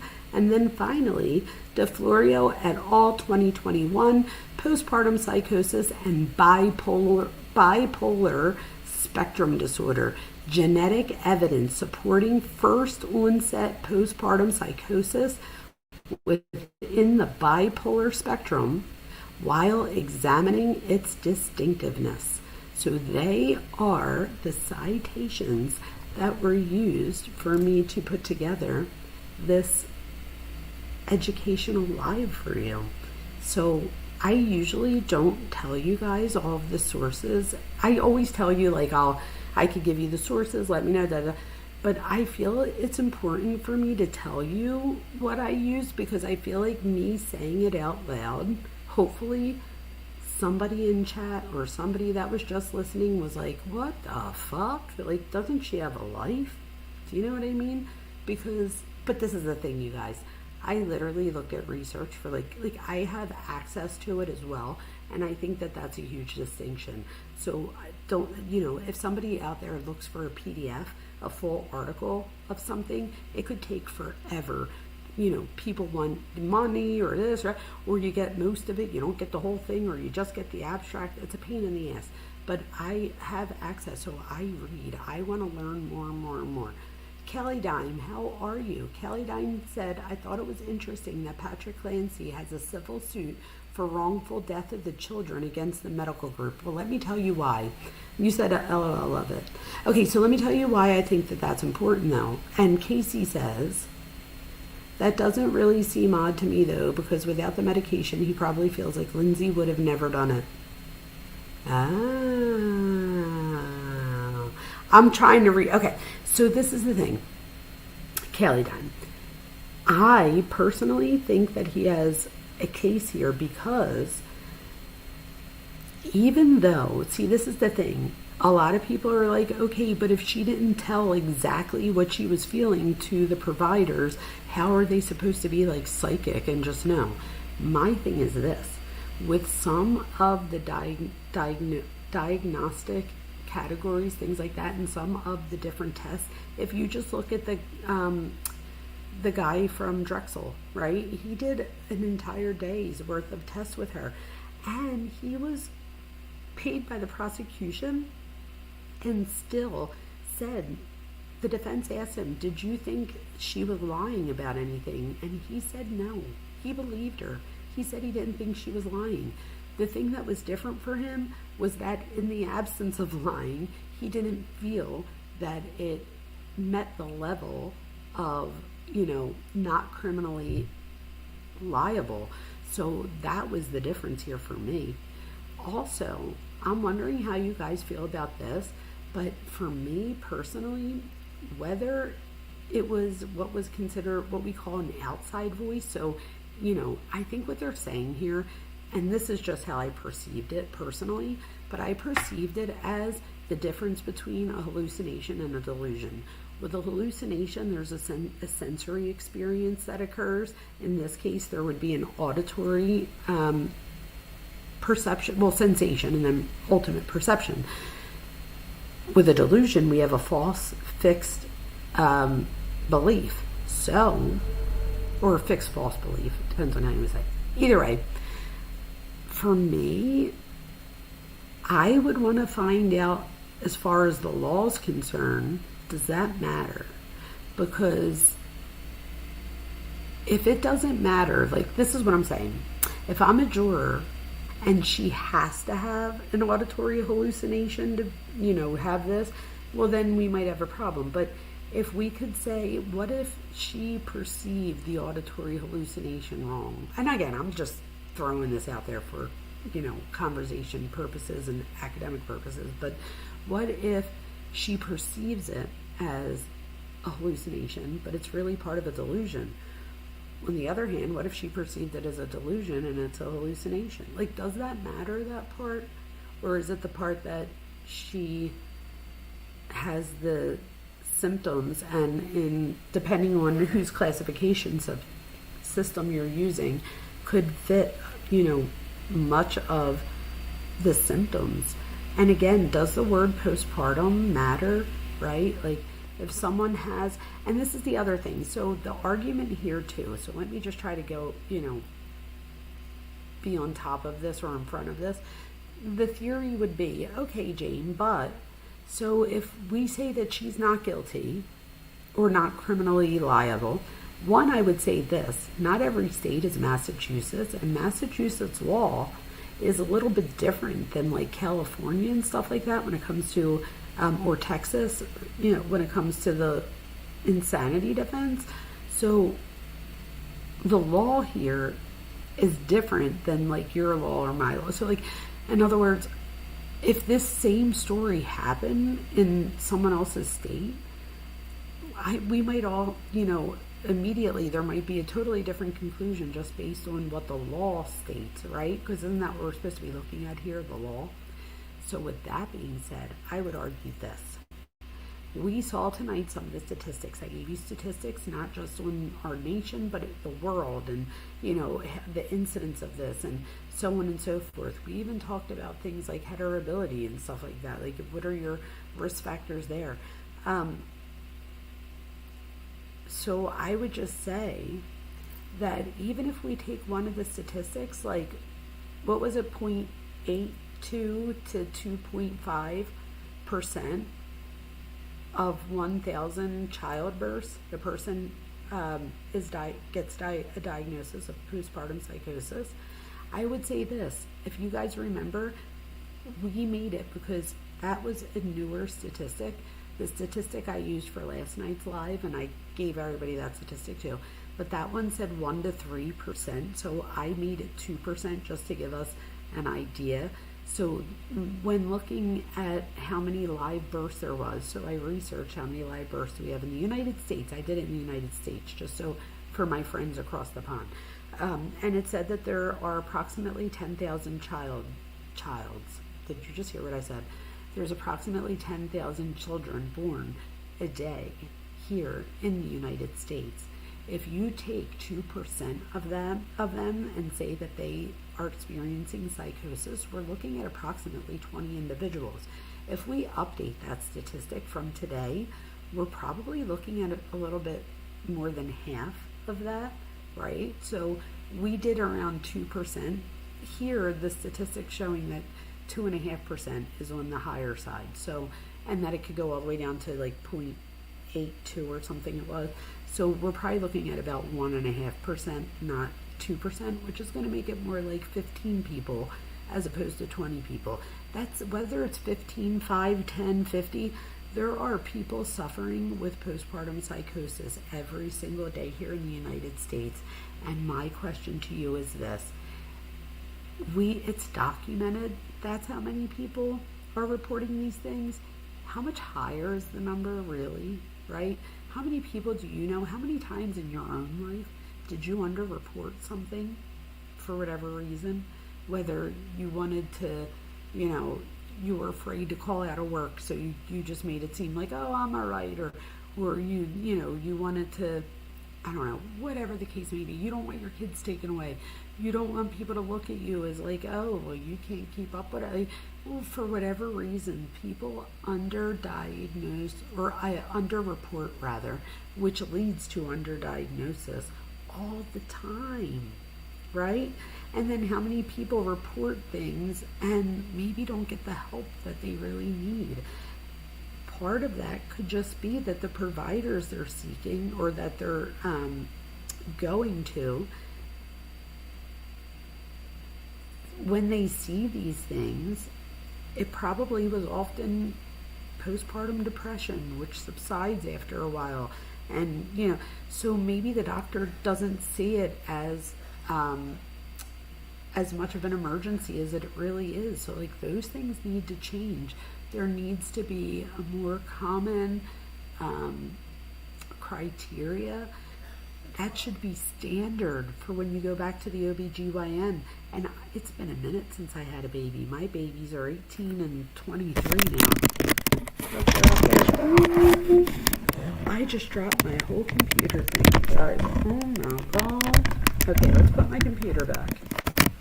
Let's not break anything. Anyway, or maybe we should break it so we have to get a new one, right? I'm like so frugal.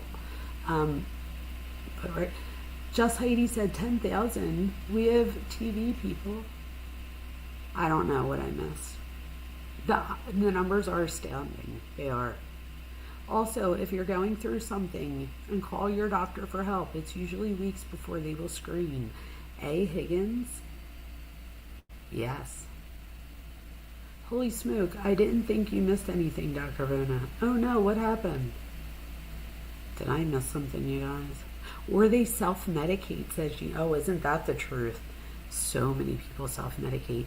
There's so many people that don't even have insurance. So you're right, A. Higgins. Like, not only might you be waiting weeks to be seen, but some people might not be able to be seen because of lack of health care, which just sucks.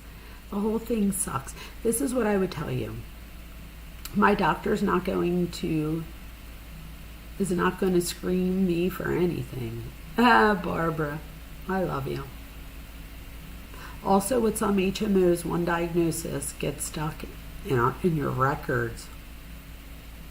I never even really thought of that. There you go. Or eventually, oh my God, isn't this a good one? Eventually are seen but cannot afford the ongoing meds. So Lucy, it's funny you said that because my menopausal symptoms were so bad that I was like, I need to go seek help. And when I did, I was so excited because there were options for me, right? And then he's like, oh, by the way, I could prescribe this to you. They'll probably are going to cover the progesterone part, but the estrogen part, it's a cream and it costs anywhere between $50 and $200. I was like, the fuck? A month?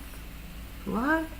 And, for some people that might not be a ton, but $200 a month, I can't get it if it's $200 a month. I almost didn't even go and try because I was like, even if it's $100 a month, I don't know, like I would just feel guilty. I would feel like there's other things that I need more. And again, whether this is real or not or true or not, I would feel like there's other things that my family needs more than me spending $100 on cream, right? So I almost said nothing. I'm so glad I did.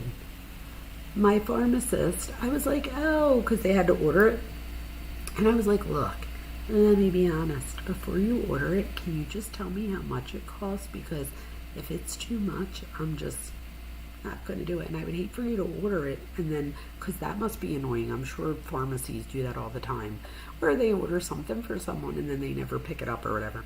So I said, look, I don't want to do that to you. So I said, do me a favor, just let me know how much it is first. And they did. And wait, guess how much? $10. I was like, order me 3. Order me 3. I'm going to put some here, some here. My doctor, I did that like just joking around. He was like, don't do that, because he just took me. He's like, well, you never know with you, just in case. Because I told him, I was like, I'm going to get a shower, and when I get out, I'm going to lather. Or he was like, don't do that. It was so funny. He's like, you're supposed to put like I didn't do it yet, but it's like a tiny little amount. I don't know. Has anybody ever tried it? I haven't tried it yet. They're still ordering it for me. But I'm hoping that it like makes me all feminine again, because clearly I need something, he says. He didn't say I needed something. I added that. My poor doctor, he's amazing. Actually, you want to know who helped me most with this? My psychiatrist. How about that one? I love my psychiatrist. I am not embarrassed that I have a psychiatrist. Nothing wrong with that. Many of you do too. I just looked over at my screen over here and noticed, I was like, wait, why does my hair look so short? And then I noticed that but from the side, it looks like I got my hair cut. Maybe I should cut my hair like this, you guys. No, maybe not. I was thinking, no, let's not do that. Let's just leave my hair alone. Why I still have a little bit of it. So, oh, Heidi says I don't have a mustache, so I'm good. I don't have a lot of hair. I never did. But when I was a kid, I'll never forget, I was like, so anyway, just real quick, this ends our portion of the Lindsay Clancy case. Thank you all for being here for that. We'll have a 2-minute story time real quick, but thank you all for being here for the Lindsay case. I do appreciate all of you, and I do respect what everybody thinks and all of your opinions. And also, don't let me forget, just in case you guys, somebody leaves before this, but thank you to Butterflies for becoming a member. Thank you. Thank you for Lucy Day for sending us 5 new members. Thank you, Birdie, for being a member for a year. And you two bad actors for being a member for 3 months. Also, thank you to all of you that sent me jewels and stuff like that. You guys really have no idea how much it means to me.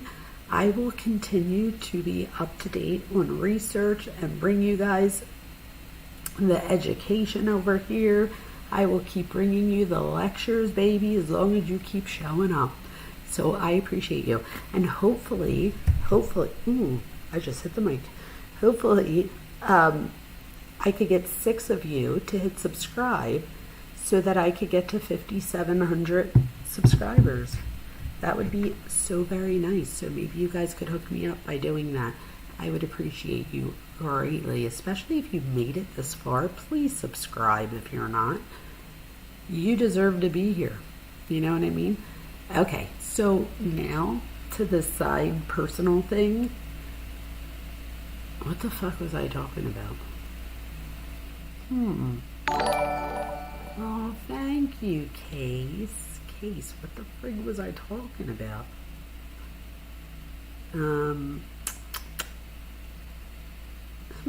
Oh, hair. When I was in like 3rd grade, the hair on my arms was really long, and I'll never forget, somebody at school, we had to wear uniforms, like we had like the long sleeve, like, you know, the shirt with the dress and all the things. Well, I still had the long sleeve one on, but somebody had short sleeves on, and you could see her hairy arms, and she got teased that day. And I'll never forget, I went home, and I don't even know that my arms were that hairy, but I remember my perception was that my arm hair was like wrapped several times around my arm. It wasn't, clearly, I'm being dramatic, but in my little head at the time, I was not going to school. There's no way. If anybody sees my arm hair, they're going to, oh my God, it was horrifying. So, of course, my mom was like, no, you're not allowed to shave your arm hair. In fact, she told me, not only are you not allowed to shave it, but that if I do shave it, that it's going to come back thicker, longer, and darker than it was the first time. So I ought to be real careful, and I better listen. So I was like, fuck, what do I do? And I sat there all night, and I was like, I just don't want to get teased for arm hair. So before school the next day, you know I shaved my arms, right? So I went into school with the short sleeve shirt on. It was freezing that day, but I wanted to show that I had the most unhairy arms of the whole class. because I just did not want to get teased for hairy arms. I don't know why. At the time, that was important to me. Go figure. You guys, the hair on my arm, my mom was wrong. Look, it never grew back. I've never shaved my arm ever again. Literally, do you see the little fuzzies? There you go. You could see my hair. It's literally tiny little pieces of, like, I have no hair on my arms. It's the weirdest thing. And I don't have all the beard and stuff and the stuff here. Thank God. If that comes with menopause, nope, I'm done. No thank you. I'm gonna put the lotion all over. Please. Let's see. You are Italian, for fuck's sake, Dr. Vona. Oh, I am queen, but just because you're Italian doesn't mean that you need arm hair. When I was a kid, right? What doesn't come back is the eyebrows. Yes. Speaking of, look, I have like 3 eyebrows. It's terrible, so I totally agree with you. And if you look at pictures when I was a kid, now again, I'm being a little dramatic, but I had a lot of eyebrow. Not so much anymore. Let me go let Thor in. Thor's all of a sudden wanting to come back in. I have to be honest with you. I forgot that Thor was outside, so I should have probably let him in. Hold on one second, you guys. Talks amongst yourselves. Hold on, Thor.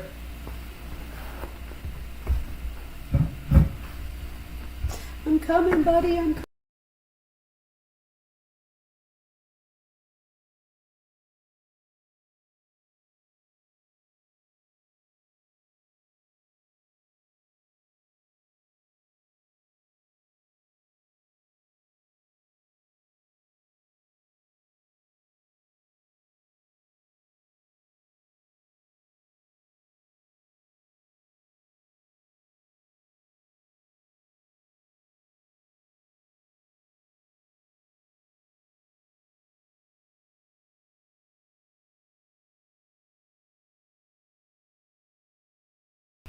Okay, I'm back.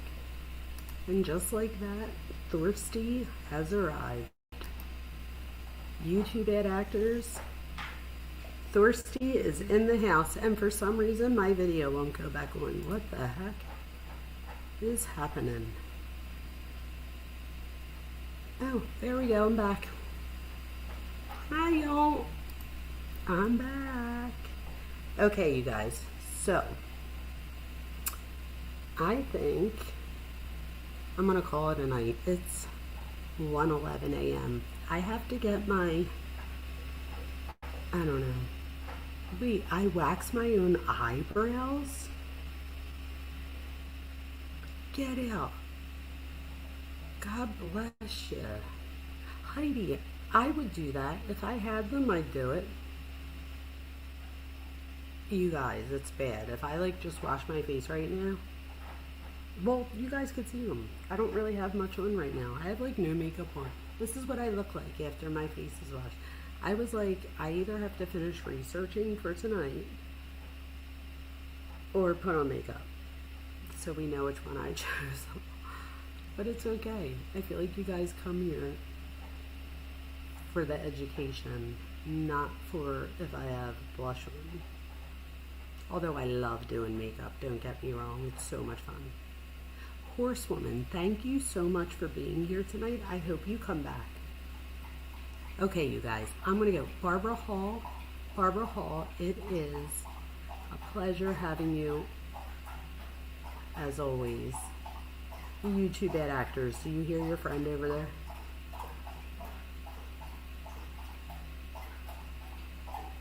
Really, Thor? Oh my god. A. Higgins cuts your own hair and does your own brows once a week like clockwork. Good for you. I like it, you know. Oh my god, Thor. There's nothing wrong with maintaining. I need to dye my hair before I go back to work. Although, half of my classes I'm teaching synchronously online for other reasons, and it really sucks, and I hope I get to go back soon, because I don't want to do this. Dr. Vanna, you look 20. Jenny, shut the frig up, Jenny. You are my best friend. Dana, my best friend since 4th grade. Can I have a seat? Because Jenny's my best friend. Dr. Vanna is gonna, yes, I swear. A. Higgins, I swear to God, I don't keep that he's got food and water at all times, and they have the other dog's food and water too, and they'll go over to each other's, like they know which one's theirs. Their names, you guys, I like painted their names like above where their bowls are on the wall, and they always go to the right bowl. My mom, do you guys want to know where Straight A Stupid that originated? My mom went, "Ooh, Jane, do you think they read their name?" And again, I was like, "What?" And we laughed for like 10 minutes. I was like, Rye came home and was like, "What'd you do today?" I was like, "Well, you're never gonna believe it. Thor and Ellie, they could read." Oh my God, you guys. Alright, on that note, I'm gonna go. I love you guys. I need to go finish making my core shells. I'm running out of time. My classes are starting. I'm almost done though. I'll be done in time. But it's a lot of work. We have an updated edition. That's all. Alright, I love you guys. We'll see you. I don't want to say tomorrow because then I'm not the type to not stick to my guns. But let's see what happens. If I can somehow make it tomorrow night, I'll be here. If I can't, I'll see you the next night or the night after. We'll see. I love you guys.